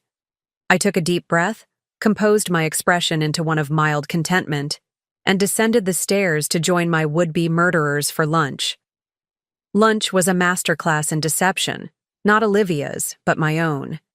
I played the role of the slightly confused but delighted grandmother, exclaiming over the grilled salmon Marcus had prepared, commenting on the beautiful view, asking innocent questions about their wedding plans. "The venue deposit is due next month," Olivia mentioned, refilling my water glass with practiced solicitude. "It's quite substantial." "Weddings are expensive these days," I agreed, noticing how she watched intently as I sipped the water. I had already decided that anything I consumed in their presence would be minimal. A small bite here, a careful sip there. Nothing that could be laced with enough of whatever they might be using to affect me significantly. "We're trying to keep costs reasonable," Marcus added, his discomfort evident in the way he avoided meeting my eyes. "But quality comes at a price. Speaking of which, Olivia segued smoothly. I was wondering if you'd given any more thought to that cash gift you mentioned? The one Grandpa Harold set aside? Ah, the non-existent cash. My fabricated bait. I had been waiting for her to raise the subject again. Yes, of course, I said, setting down my fork as if the question had just reminded me. I've been meaning to show you where it's hidden. After lunch, perhaps? Olivia's eyes lit up with naked greed, quickly concealed behind a mask of casual interest. Only if you're comfortable sharing that, Grandma. It's your money, after all. Nonsense, I waved dismissively. What would I do with it at my age? It should go to you and Marcus, help you start your life together properly. Marcus shifted uncomfortably in his chair but said nothing. I wondered how much of this aspect of Olivia's plan he knew about. Whether he was aware that the cash was a fiction designed to ensure my presence at the cottage, or if he believed, as Olivia seemingly did, that there was actual money to be had. After lunch, I insisted on helping with the dishes despite Olivia's protests. You cooked? I'll clean, I said firmly. It's only fair. This wasn't mere politeness. I wanted an opportunity to observe them together, to see how they interacted, when they thought I wasn't paying close attention. As I rinsed plates at the sink, positioned to see their reflections in the window, I watched Olivia and Marcus exchange tense whispers on the deck. Their body language told me everything their muffled words couldn't.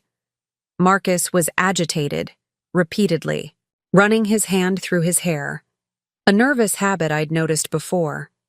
Olivia was coldly determined, her posture rigid, one finger occasionally jabbing toward the house, toward me, to emphasize whatever point she was making. Eventually, Marcus threw up his hands in apparent surrender and walked away, down the steps, toward the lakeshore.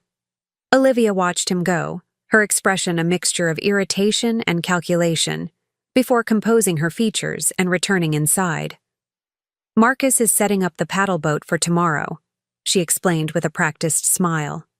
I thought we might take a short ride on the lake if the weather holds. A boat ride. Another potential accident scenario to add to the bathroom fall and the hiking trail. Olivia was creating multiple opportunities, multiple possibilities. She was nothing if not thorough. That sounds lovely, I said, drying my hands on a dish towel. Now, about that money.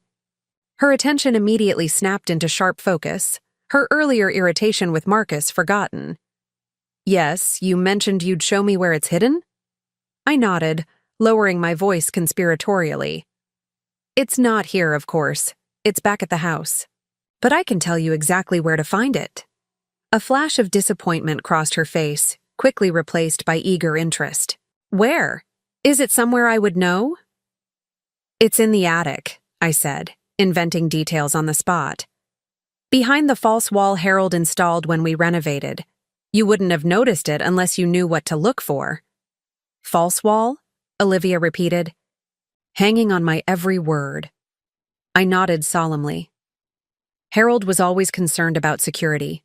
He built a hidden compartment behind the water heater in the attic.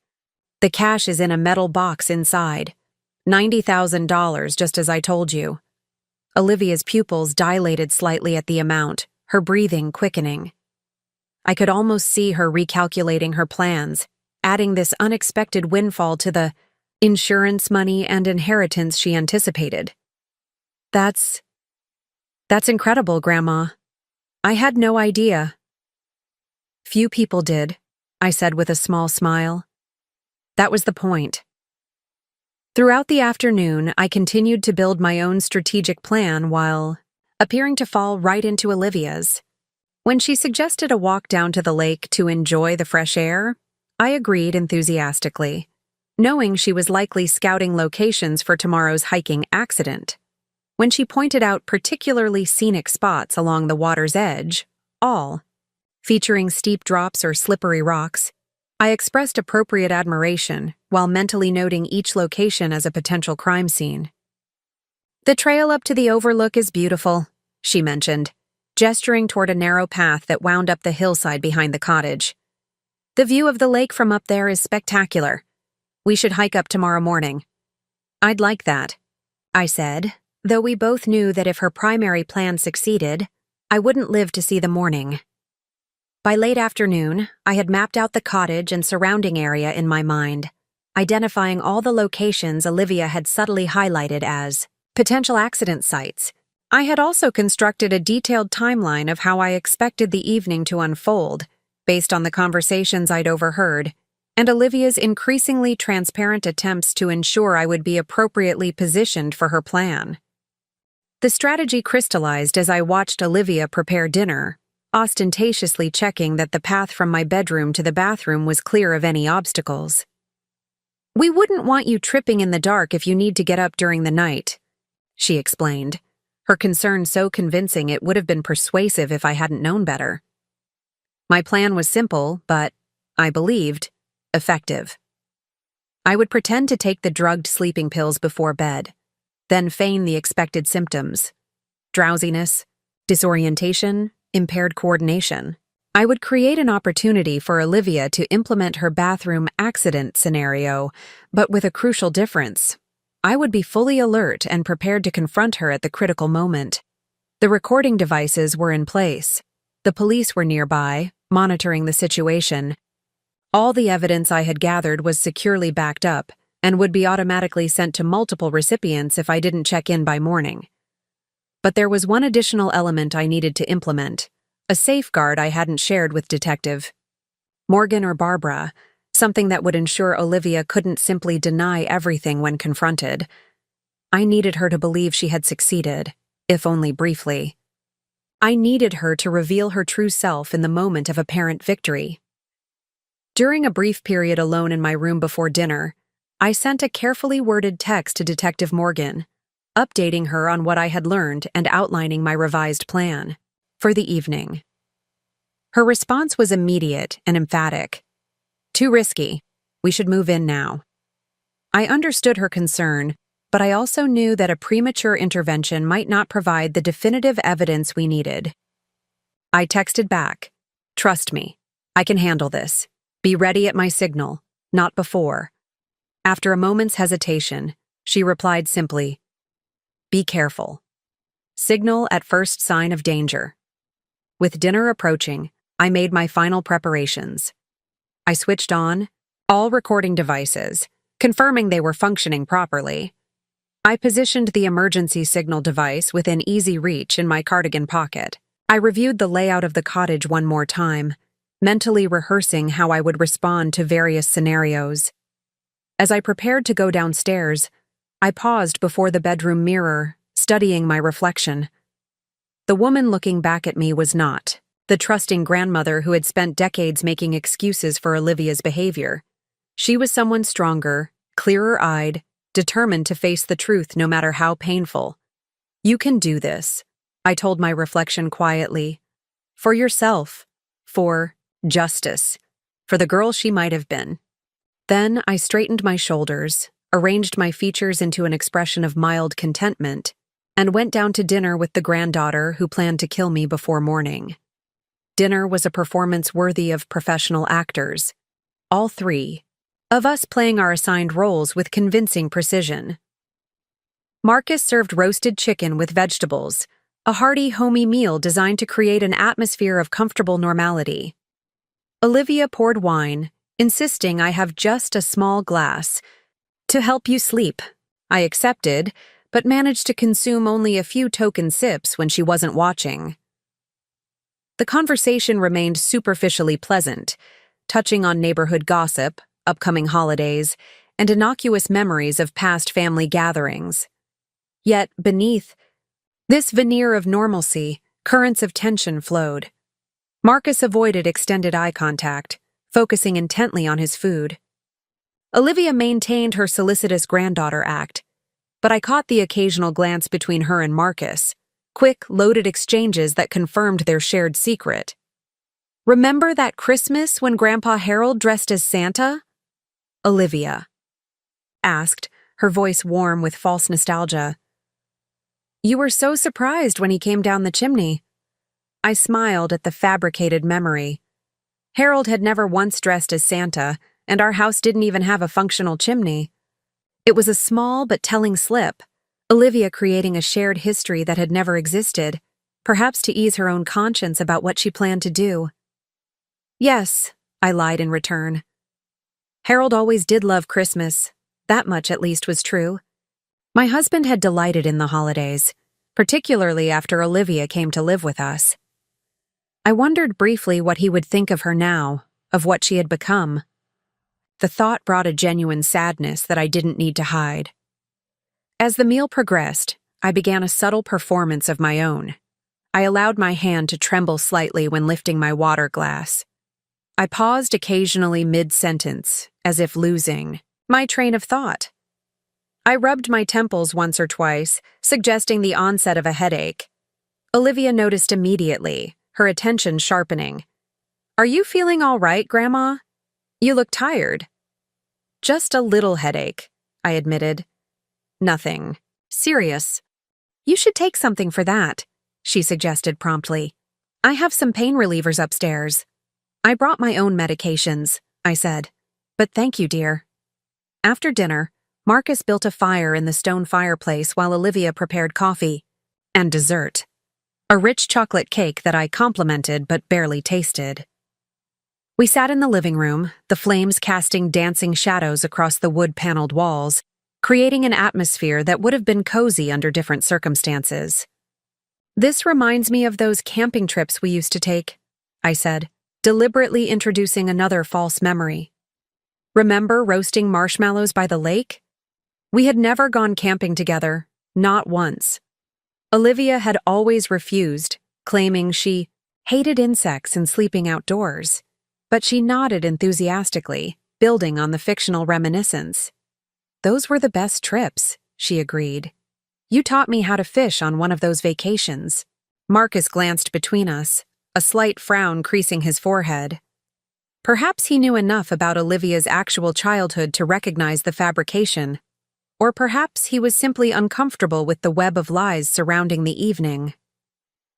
By 9:00, I had established the foundation for what would come next. Through careful physical cues and deliberate verbal slips, I had created the impression of someone increasingly fatigued, slightly confused, and ready for rest. The stage was set for the next phase of both our plans. "I think I'll turn in early," I announced, stifling a manufactured yawn. "It's been a long day." Olivia immediately stood. "Let me help you upstairs."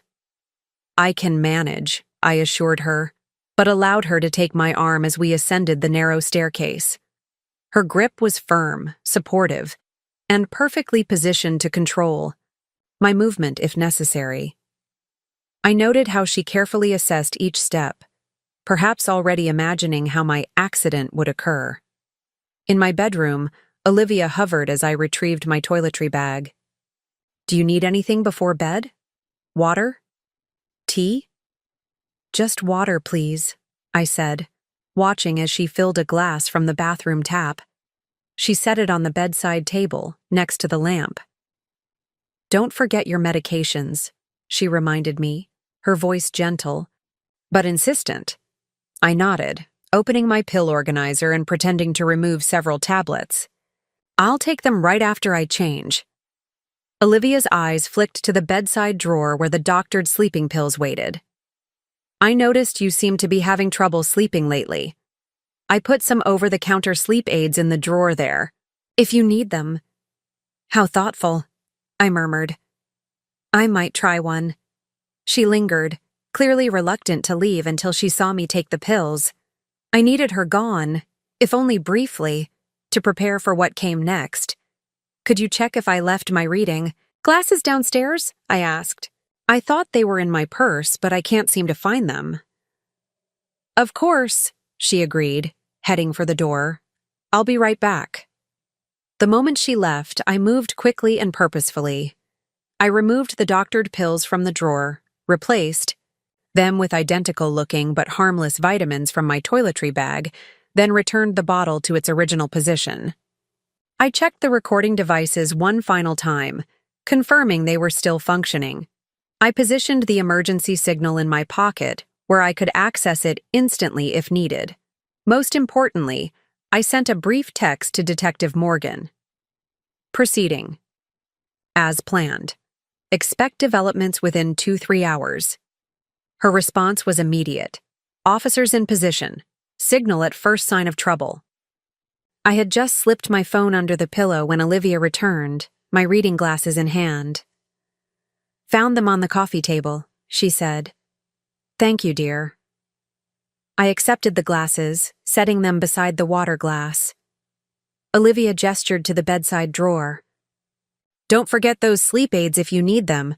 One should be enough to help you drift off. I'll probably take one, I agreed.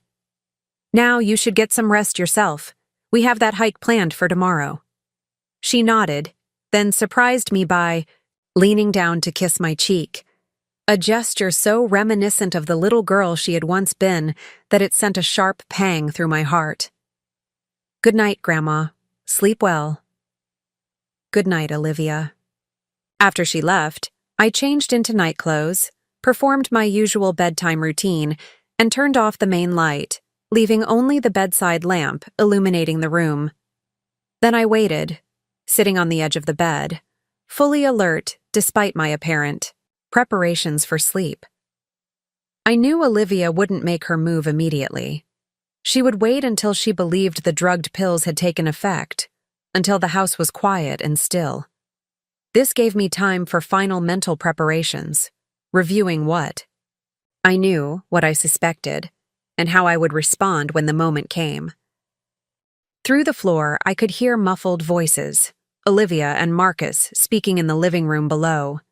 Though I couldn't make out the words, the cadence suggested tension, perhaps argument.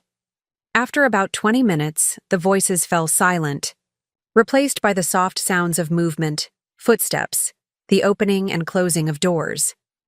The cottage settled into nighttime stillness. Outside, a gentle rain began to fall, drops pattering against the window like tiny fingers tapping the glass. The sound was oddly soothing, a natural counterpoint to the unnatural drama about to unfold. I dimmed the bedside lamp further, but didn't extinguish it completely. I arranged the pillows to suggest a sleeping form, then positioned myself in the bathroom doorway, hidden from immediate view of anyone entering the bedroom, but with clear sightlines to both the bed and the door. And then I waited, as still, and patient as a hunter in a blind. Time passed with excruciating slowness. The rain continued its gentle percussion against the windows. Occasionally, the old cottage would creak and settle, sounds that might have been unsettling under different circumstances, but now served as background noise to mask my movements. At precisely 11:47 p.m., according to the glowing numbers on my watch, I heard it, the soft, deliberate tread of footsteps on the stairs. Olivia was coming. My hand tightened around the emergency signal in my pocket, but I didn't activate it. Not yet. I needed more than just her presence in my room. I needed intent, action, confession. The door to my bedroom opened slowly, silently, a slice of darkness widening as Olivia eased it inward. From my position in the bathroom doorway, I could see her silhouette pause at the threshold, listening, watching the seemingly sleeping form on the bed. After a moment's hesitation, she entered the room, moving with practiced stealth across the hardwood floor. She approached the bed, leaning over to study what she believed was my sleeping face. "Grandma?" she whispered, her voice barely audible above the rain. "Are you awake?" When no response came from the pillows, she straightened, satisfaction evident in her posture. She turned toward the bathroom, toward me, and in that moment, I knew it was time. I stepped forward into the dim light, fully alert, my eyes meeting hers directly. "Hello, Olivia," I said calmly. "Looking for something?" Olivia froze, her body tensing like a startled deer. For a brief, unguarded moment, naked shock transformed her features, eyes widening, mouth falling slightly open. Then, with remarkable speed, she composed herself, sliding back into the role of concerned granddaughter. "Grandma, you scared me," she laughed. the sound brittle in the quiet room. I was just checking on you. I heard noises and wanted to make sure you were okay. I didn't move from my position in the bathroom doorway. There were no noises, Olivia. And you didn't answer my question. What are you looking for?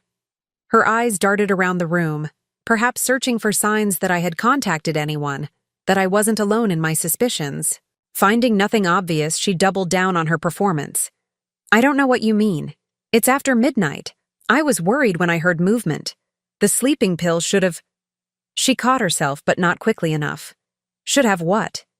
I pressed, taking a step toward her. Knocked me unconscious? Made me disoriented enough to have an accident in the bathroom? That was the plan, wasn't it? Color drained from her face, but she maintained her denial. Grandma, you're not making sense. Maybe you're having one of your episodes. Let me help you back to bed. She moved toward me, hands outstretched in a gesture meant to appear supportive, but that I now recognized as controlling. I stepped back, maintaining the distance between us. I'm not having an episode, Olivia.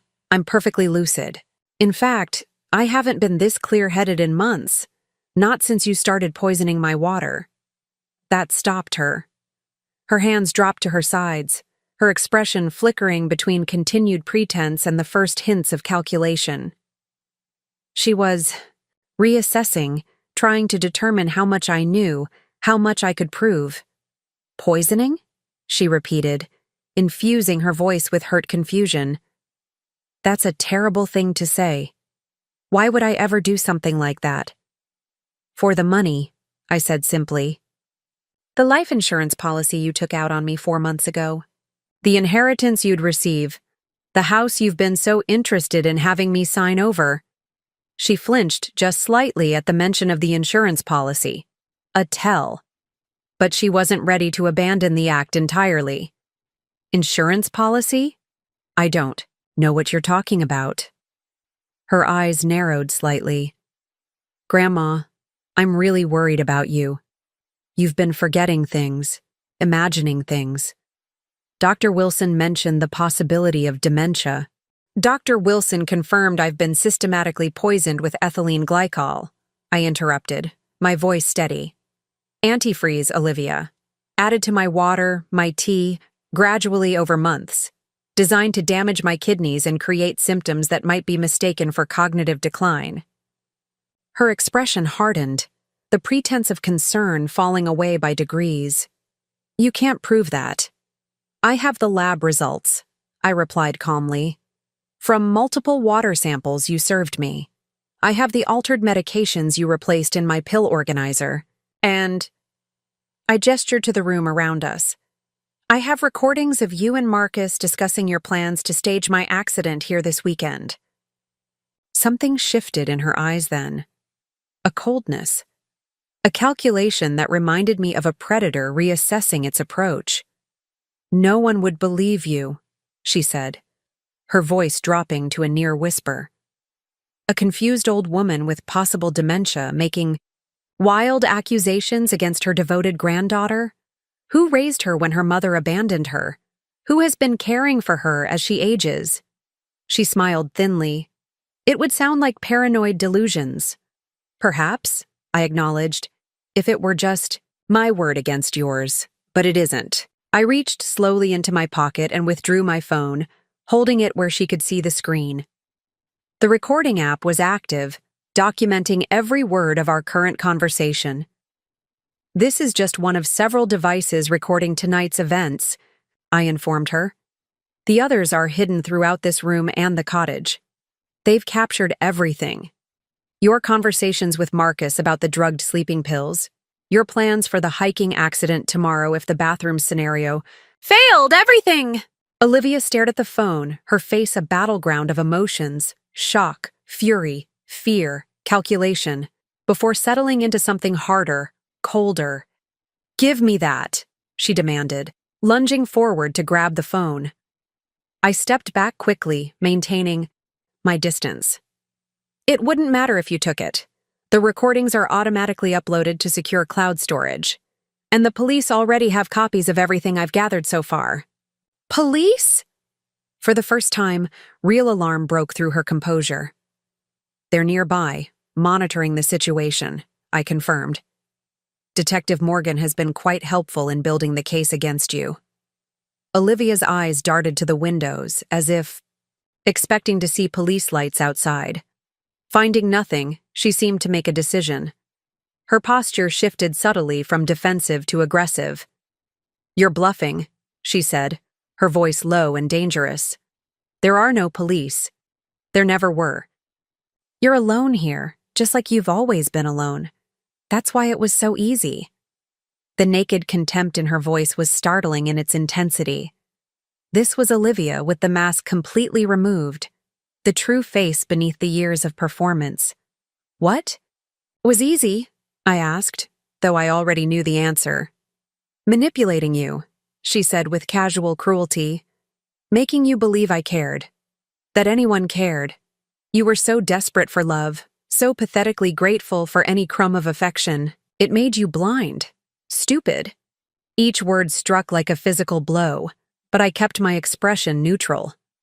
This was what I needed. The unvarnished truth, recorded for evidence. "So it was all an act?" I asked, keeping her talking. "From the beginning?" She laughed, a cold sound devoid of humor. "Not at the beginning. At first you were just convenient, a place to live when Rebecca dumped me. But then I realized how useful you could be.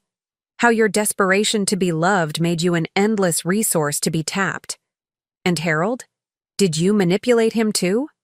Something flickered across her face at the mention of my husband, a brief, complex emotion I couldn't quite identify. "Harold was different," she admitted after a moment. "He saw through me sometimes. It's why I had to work harder with him, be more careful."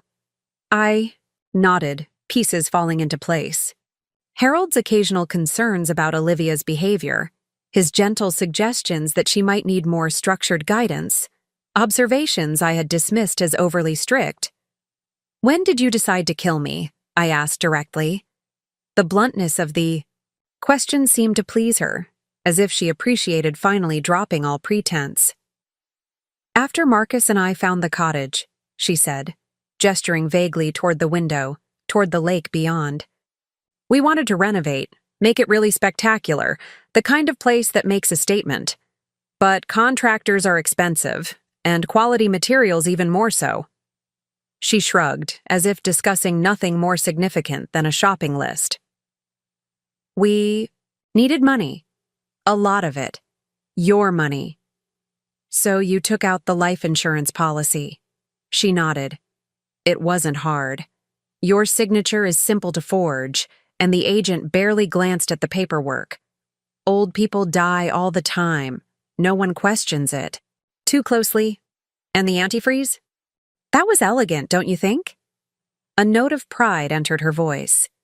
Gradual, nearly impossible to detect unless someone is specifically looking for it. Creates symptoms that mimic natural deterioration in the elderly.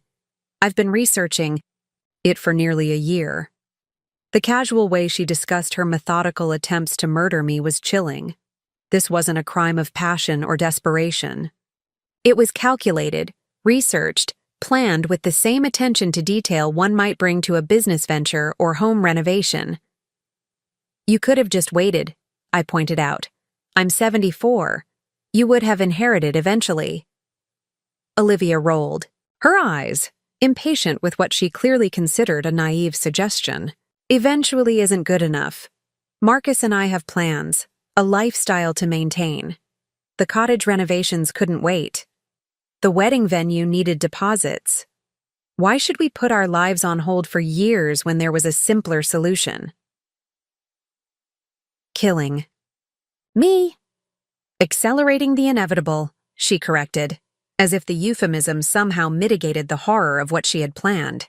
"You've lived your life, Grandma. Had your time. It's our turn now." The complete absence of remorse, of basic human empathy, was stunning. I had prepared myself for Olivia's betrayal, for her greed, even for her capacity for violence. But the utter vacancy where love, or even simple human connection, should have been left me momentarily speechless.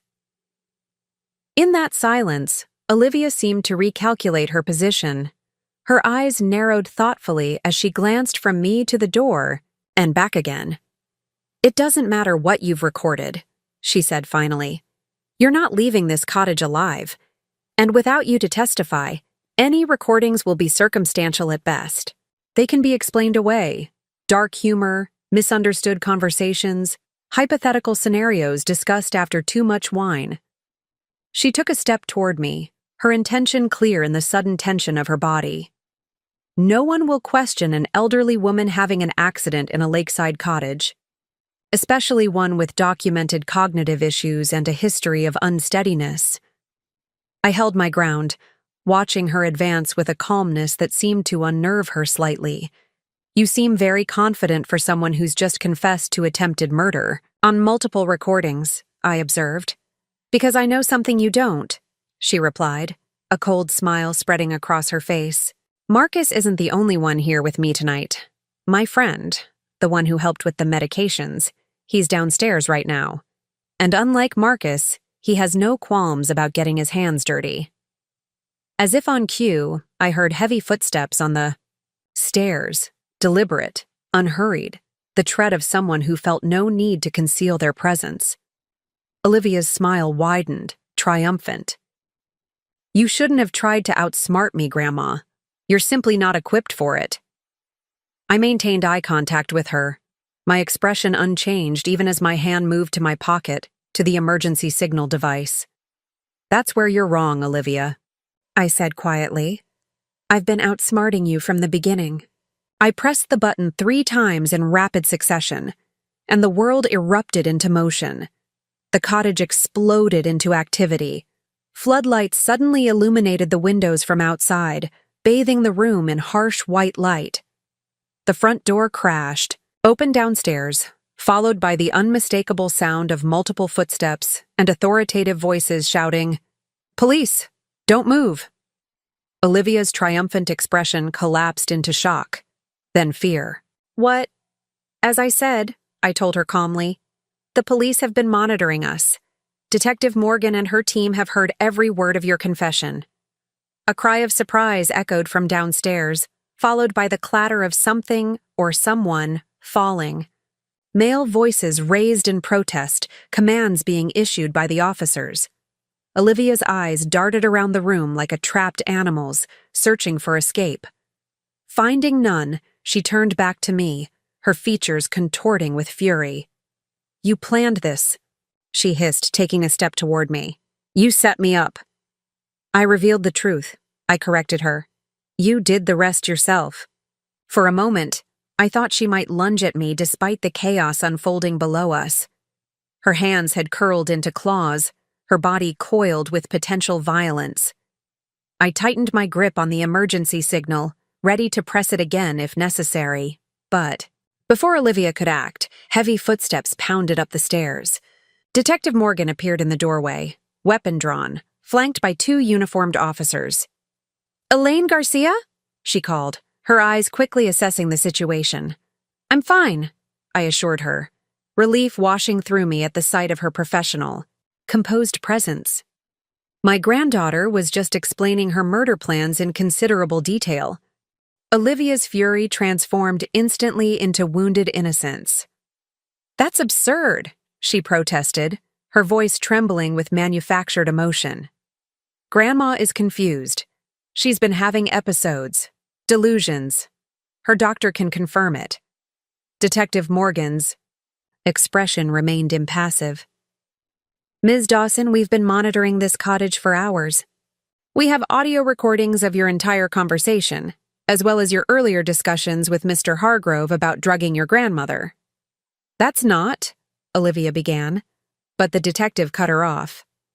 "We also have evidence of the ethylene glycol, poisoning from Ms. Garcia's medical tests, the tampered medication in your possession, and documentation of the fraudulently obtained life insurance policy." Each piece of evidence landed like a physical blow, causing Olivia to flinch slightly. But she wasn't ready to surrender just yet.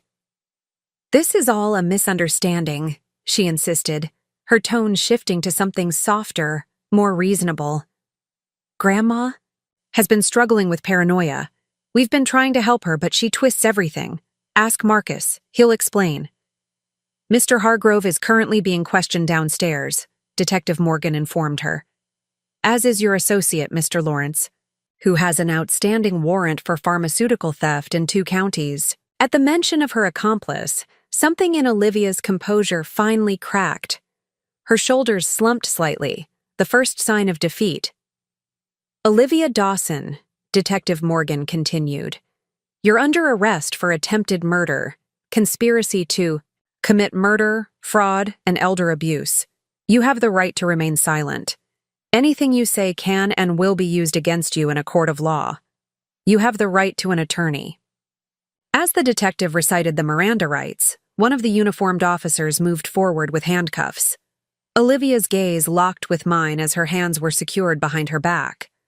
A look of such pure hatred that it momentarily stole my breath. You'll regret this, she said, her voice low enough that perhaps only I could hear it. One day, when you're alone and forgotten in some nursing home, you'll wish you'd just taken the pills. I held her gaze steadily. I would rather die knowing the truth than live surrounded by beautiful lies, Olivia. Something flickered in her eyes, not remorse, but perhaps a grudging recognition that she had underestimated me. Then the officers led her away, her rigid back and raised chin displaying a pride that even arrest couldn't completely diminish. When she was gone, I sank onto the edge of the bed, suddenly aware of the tremendous strain the evening had placed on me. Detective Morgan approached, holstering her weapon. Are you all right, Ms. Garcia? She asked, genuine concern in her voice. I will be, I said, finding that I meant it. What about Marcus and the other man? Lawrence, was it? Both in custody. Mr. Hargrove is claiming he was coerced, that he didn't understand the full extent of the plan. Mr. Lawrence is more problematic. He has a history of providing illegally obtained prescription drugs. From their initial statements, it appears Ms. Dawson was the primary architect of the plot, but all 3 will face serious charges. I nodded, processing this information. Despite everything, I felt a pang of sadness for Marcus. Had he truly been manipulated by Olivia, drawn into a plot he didn't fully comprehend? Or was his apparent reluctance merely a performance designed to minimize his own culpability? I would likely never know for certain. We'll need your formal statement, Detective Morgan continued, but it can wait until morning if you prefer. We have officers securing the scene and collecting evidence.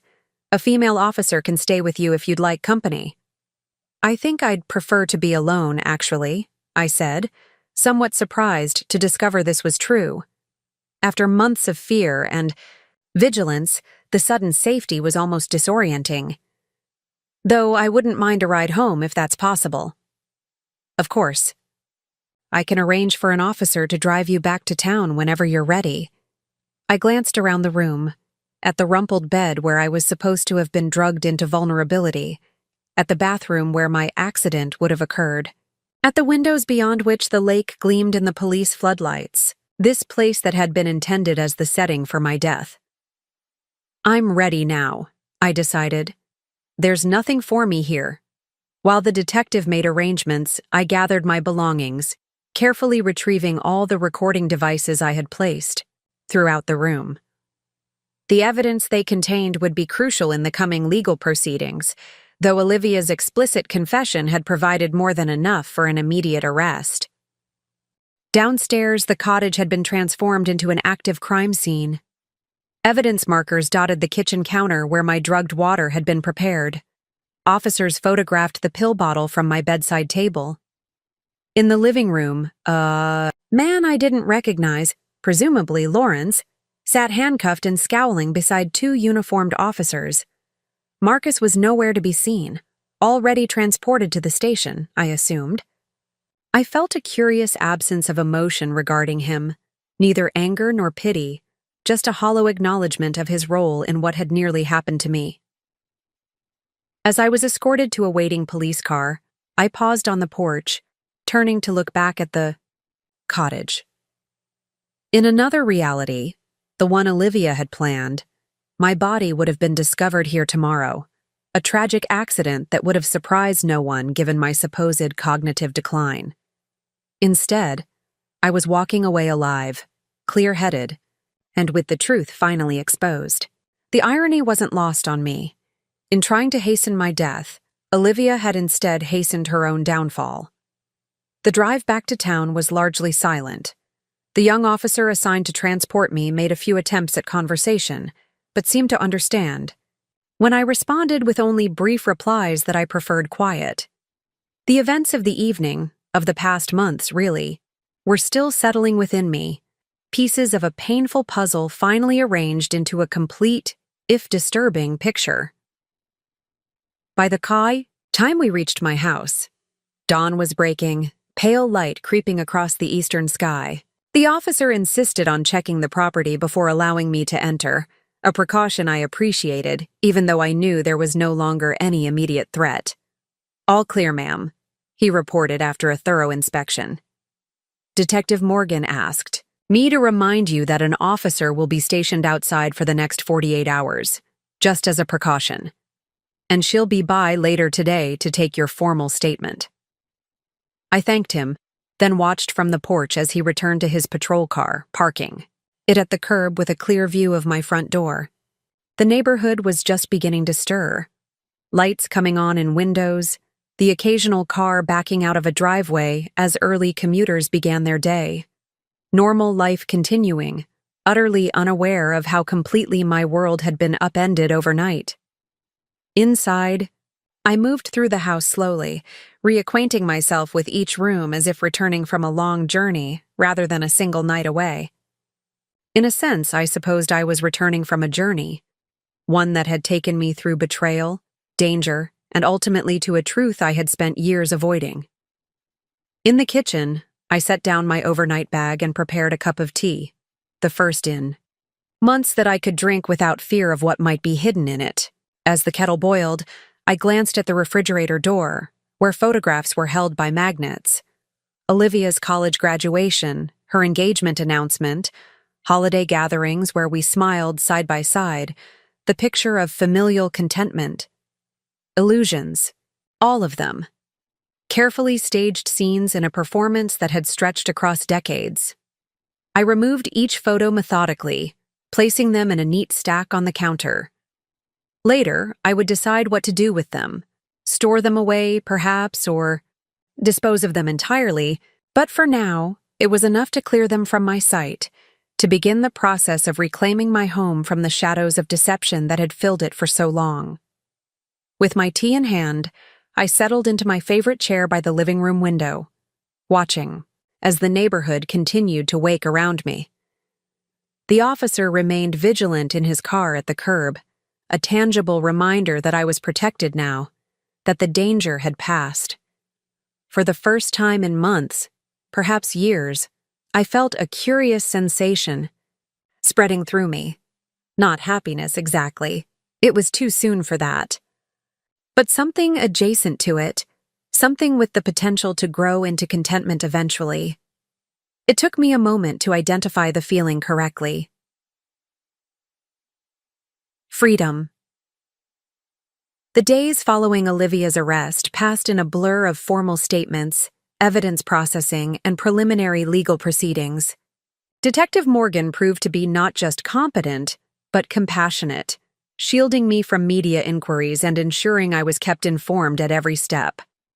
"The district attorney is pursuing maximum charges," she explained during one of her visits to my home. "The evidence is overwhelming, especially the recorded confession. Ms. Dawson has been denied bail due to the severity of the charges and the calculated nature of the crime." I nodded, accepting this information with a strange detachment. The reality of what had happened, of what had nearly happened, still felt somewhat distant, as if I were observing someone else's tragedy rather than my own. "And Marcus?" I asked. Though he had been a willing participant in the plot, I couldn't help feeling he had been influenced by Olivia's stronger personality. "Mr. Hargrove is cooperating fully," Detective Morgan said. He's accepted a plea deal in exchange for testifying against Ms. Dawson and Mr. Lawrence. He'll still serve time, but considerably less than if he'd gone to trial. I wasn't sure how to feel about that. Relief that he'd admitted his role? Disappointment that he'd been weak enough to participate in the first place? In the end, I settled for simple acknowledgement. Marcus had made his choices, just as Olivia had made hers. Lawrence, the so-called pharmacist who had supplied the drugs intended to facilitate my accident, had an extensive criminal record. With the additional charges stemming from his role in the murder conspiracy, he was facing decades in prison. It's likely to be at least a year before the case goes to trial, Detective Morgan warned. These proceedings can move slowly, especially with complex evidence and multiple defendants. A year. The thought of living with this hanging over me for so long was daunting, but I reminded myself that at least I would be living, something Olivia had intended to prevent. The most immediate practical concern was financial. My accounts had been temporarily frozen as investigators traced Olivia's various attempts to access or control my assets. Barbara helped me set up emergency funds and navigate the legal complexities. "This will get sorted out," she assured me over coffee in my kitchen. "But in the meantime, you need to think about what comes next. What do you want your life to look like now, Elaine?" I hadn't allowed myself to consider that question yet. For so long, my life had revolved around Olivia, supporting her, making excuses for her, centering my existence on her needs and wants. Without that false relationship anchoring me, who was I? What did I want? "I'm not sure," I admitted. "I've spent decades defining myself as Olivia's grandmother. I need to rediscover who I am without that role." Barbara nodded, understanding in her eyes. "That's a journey worth taking." The first step in that journey came unexpectedly. Mrs. Kravitz, from next door, the neighbor Olivia had told I was suffering from dementia, appeared on my doorstep with a homemade casserole and obvious discomfort. "I heard what happened," she said hesitantly. "I feel terrible for believing what she said about you." I invited her in, served us both tea, and found myself sharing parts of the story, not the most painful details, but enough to help her understand. "How did you find the strength to face it?" she asked, genuine admiration in her voice. The question caught me off guard. I had never thought of my actions as particularly strong or brave, just necessary for survival. "I suppose," I said slowly, "I realized I deserved the truth, no matter how painful. And I deserved to live without deception, even if that meant living alone." Later, after Mrs. Kravitz had gone, I found myself repeating those words in my mind. I deserved the truth. I deserved to live without deception. Perhaps that was the foundation upon which I could begin to build whatever came next. 6 months after Olivia's arrest, spring arrived with a gentleness that seemed at odds with the harshness of recent events. I stood in my backyard, surveying the garden beds I had neglected during the turmoil of the previous year. Weeds had claimed territory among the perennials, and the rose bushes Harold had so lovingly tended looked wild and unkempt. It was time to reclaim this space, just as I was slowly reclaiming my life. I began with small steps, pulling weeds, pruning dead branches, clearing away the debris of winter. The physical labor was therapeutic, grounding me in the present moment rather than the painful past or uncertain future. Each day I worked a little longer, accomplished a little more, until gradually the garden began to resemble its former self. But I didn't stop there. I visited the local nursery and selected new plants, varieties I had always admired but never grown, colors that appealed to my personal taste rather than Olivia's preferences. I installed a small fountain whose gentle bubbling filled the air with soothing sound. I added a comfortable bench positioned to catch the morning sun, a place where I could sit with my tea and begin each day in peaceful contemplation. The garden became a metaphor for my larger life. Things I had postponed or abandoned for Olivia's sake were carefully, tentatively reintroduced. I rejoined the book club I had left when Olivia's weekend visits had taken precedence. I reconnected with former colleagues from the law firm, discovering that many were eager to renew our friendship. Most significantly, I enrolled in a watercolor painting class at the community center, something I had expressed interest in decades ago, only to have Olivia dismiss it as a waste of time when you could be helping with my college applications. My first attempts were awkward, hesitant, the results barely recognizable as the landscapes they were intended to represent. But the instructor was patient, and there was something profoundly liberating about creating purely for my own satisfaction, with no one to please but myself. "You're getting better," Barbara observed one afternoon, examining a small painting of my garden fountain that I had recently completed. "There's more confidence in the brushstrokes." "I'm enjoying the process," I admitted. "It's not about the result." Barbara smiled, understanding the deeper meaning behind my words. My entire life had been focused on results, raising Olivia successfully, creating the perfect family environment, presenting an image of multi-generational harmony to the world. Now I was learning to value the journey itself, however imperfect. Legal proceedings continued in the background of my newly emerging life. Olivia maintained her not guilty plea despite the overwhelming evidence, necessitating a full trial. Marcus, true to his plea agreement, provided detailed testimony about the evolution of the murder plot, painting Olivia as the mastermind who had manipulated him into participation. I attended the pre-trial hearings as required, giving my testimony with a calm steadiness that seemed to unnerve Olivia more than any display of emotion would have. She sat at the defense table, expensively dressed despite her incarceration, watching me with cold, assessing eyes, still calculating, still planning, even now. Our gazes met only once during my testimony. I didn't see remorse or shame in her expression, only a sort of frustrated fury that her carefully constructed plans had unraveled. I looked away first, not out of intimidation, but because I recognized that there was nothing there for me. No answers, no closure, certainly no love. As summer arrived, bringing longer days and warmer temperatures, I made a decision that surprised. Even me. I listed my house for sale. "Are you sure?" Barbara asked when I told her. "You've lived there for so long. That's part of the problem," I explained. "Every room holds memories I'd rather leave behind, and it's larger than I need now." There was another reason, one I didn't articulate fully, even to Barbara. The house represented the life I had built. Around Olivia, the decisions made with her at the center. Selling it was a tangible way of acknowledging that life was over, and that a new one was beginning. The property sold quickly, to a young family with 2 small children who fell in love with the garden I had so carefully restored. I found satisfaction in knowing that the space would be filled with genuine family connections, with the noise and activity of children growing up loved and secure. I purchased a small, sun-filled condominium in a community designed for active seniors. It offered security, companionship if I wanted it, and independence when I preferred solitude.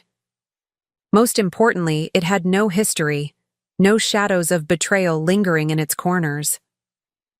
Moving was both practical challenge and emotional catharsis. Each item I packed required a decision: keep, donate, discard. Some choices were easy: Harold's books, his collection of jazz records, the photographs of our early years together before Olivia entered our lives. Others were more difficult: Olivia's childhood artwork, her school awards, tangible reminders of the person I had believed she was or could become. In the end, I kept very little from those years. Not out of bitterness or denial, but because I recognized that clinging to physical reminders of a relationship that had never truly existed would only hinder my healing. The day I moved into my new home coincided with notification from the district attorney that a trial date had finally been set. Olivia would face a jury 3 months hence, with every expectation that the evidence would result in conviction on all charges. I received this news with surprising equanimity. The outcome of the trial, while important for justice, no longer defined my daily existence. I had moved, literally and figuratively, to a place where Olivia's actions could not determine my happiness or security. That evening, I stood on the small balcony of my new home, watching the sunset paint the sky in shades of amber and rose. Inside, boxes remained to be unpacked, furniture to be arranged, walls to be decorated with my own modest watercolors rather than the carefully curated family photographs that had once defined my surroundings. There was work to be done, a space, to be transformed into a true reflection of myself rather than a shrine to family connections that had proven hollow. But I faced that work with something I hadn't expected to find again: anticipation. Even, perhaps, a quiet joy. For the first time in decades, my future was entirely my own to shape. The trial ended as everyone expected, with Olivia's conviction on all counts. The evidence was simply too overwhelming, the recorded confession too explicit to be explained away. The judge, citing the calculated nature of the crime and Olivia's complete lack of remorse, imposed the maximum sentence, 30 years without possibility of parole. I attended the sentencing hearing not out of a desire for vengeance, but from a sense that my presence was necessary to fully close this chapter of my life. As Olivia was led away in handcuffs, she turned briefly in my direction.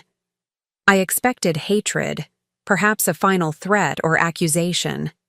Instead, her expression was blank, almost indifferent, as if I were a stranger whose existence held no significance for her. Perhaps in her mind that was true. Perhaps I had never been more than a means to an end, a resource to be exploited and discarded. The realization no longer wounded me as it once would have. I had stopped defining my worth through Olivia's eyes. After the trial, there were journalists who wanted interviews, producers who suggested documentaries or true crime adaptations. I declined them all. My story was not entertainment, and my healing was not a public spectacle. Besides, the narrative they sought, the shocking betrayal, the dramatic confrontation, the satisfying justice, was only the surface of a much deeper, more complex truth. The truth was that Olivia's betrayal had forced me to confront uncomfortable realities about myself as well as her. In my desperate need to be needed, to be loved, I had ignored warning signs that would have been obvious to a more clear-eyed observer. I had enabled behaviors that should have been addressed, excused actions that deserved consequences, created an environment where manipulation was rewarded rather than confronted. This wasn't self-blame. I understood that Olivia's choices were her own, that her capacity for calculated cruelty reflected something broken within her that likely no amount of perfect parenting could have fixed. But acknowledging my own blind spots was essential to ensuring I wouldn't repeat those patterns in whatever relationships the future might hold. 1 year after moving into my new home, I received an unexpected letter. The return address indicated it was from the Women's Correctional Facility where Olivia was serving her sentence. My first instinct was to throw it away unopened. What could she possibly say that would matter now? But curiosity, or perhaps some lingering need for understanding, led me to carefully open the envelope. Inside was a single page covered in Olivia's precise handwriting. It wasn't an apology. That would have been too much to expect, and likely insincere anyway. Instead, it was a request for money to be deposited in her commissary account, for legal books to aid in her appeal, for regular visits to break the monotony of prison life. The letter was perfectly crafted to appeal to the person she believed me to be, the doting grandmother so desperate for connection that she would overlook any transgression, forgive any cruelty, if it meant maintaining the illusion of family. I read it twice, then placed it carefully in a folder with the other documentation from the case, not because I intended to respond or comply, but because it served as a reminder of how far I had come and how far I still needed to go in fully breaking free from the dysfunctional dynamics that had defined so much of my life. I never replied to that letter or to the 3 others that followed at irregular intervals over the next year. Eventually, they stopped coming. Perhaps Olivia finally understood that her manipulations no longer worked, or perhaps she simply found other targets for her schemes. Either way, the silence between us became permanent, a mutual acknowledgement that whatever had connected us was irrevocably severed. Life continued to unfold in unexpected ways. The community where I had purchased my condominium offered more opportunities for genuine connection than I had anticipated. I joined a garden committee, contributing my restored skills to the shared spaces. My watercolor painting improved enough that several pieces were featured in a local gallery's senior showcase. I even, somewhat to my surprise, developed a close friendship with a retired literature professor who shared my love of mystery novels and jazz music. "You seem different from when we first met," he observed one evening as we shared dinner at a small restaurant near our complex. "More present, more yourself." I considered his words carefully. "I spent most of my life being who others needed me to be," I said finally. "I'm still discovering who I actually am." He nodded, understanding without requiring the full story. That was another lesson I had learned. Intimacy didn't necessarily mean sharing every painful detail of my past. Some things could remain private without creating barriers to genuine connection. On the 2nd anniversary of Olivia's arrest, I visited Harold's grave for the first time since the trial. I brought fresh flowers and a heart full of reflections to share with the man who had been my partner through so much of life's journey. "You saw what I couldn't see," I told him quietly, arranging the blooms against his headstone. "You tried to warn me in your gentle way. I wish I had listened." A soft breeze stirred the leaves of the cemetery's ancient oaks, a sound like a whispered response. I smiled, imagining Harold's perspective on all that had happened. His sadness at Olivia's betrayal, but his pride in how I had ultimately faced it. "I'm doing well," I continued. "Better than I expected. There's a freedom in starting over at 76 that I never anticipated. When you've already lost what you thought was most precious, there's not much left to fear." That was perhaps the most profound lesson of this painful journey, that survival itself can be transformative. Having weathered the worst betrayal imaginable, having looked death in the face and refused to surrender, I found myself strangely liberated from many of the fears and insecurities that had previously defined my existence. I no longer worried about being alone. I had discovered the difference between solitude and loneliness. I no longer feared disapproval or rejection. I had learned that my worth was not determined by others' assessment. I no longer dreaded the unknown future. I had found that unexpected. Beginnings can emerge from what appear to be devastating endings. As I left the cemetery that day, I felt Harold's presence beside me, not as a ghost or supernatural visitation, but as the accumulated wisdom of our years together, the love that had been genuine in a landscape of deception. "The truth really does set you free," I murmured to myself, a confirmation rather than a revelation. Walking slowly back to my car, I passed a young family visiting a nearby grave, a grandmother about my age, a woman who appeared to be her daughter, and a little girl of perhaps 7 or 8. The child was carefully placing stones on the grave marker, her expression solemn but not frightened. The women stood close together, their postures suggesting mutual support. Shared grief transformed into connection rather than division. I watched them for a moment, thinking about the intricate, fragile web of family relationships, how they can sustain us or destroy us, depending not just on circumstance, but on the fundamental character of those involved. There was no guarantee that these 3 generations of women would maintain their evident closeness and support. But there was possibility, potential, hope, for them, and for all of us navigating the complex territory of human connection. Back home, I settled on my balcony with a cup of tea, watching the sunset paint the western sky with familiar golden light. My life was quieter now, simpler in many ways, but it was authentically mine, shaped by my choices, reflecting my values, free from the poisonous influence of false love and hidden agendas.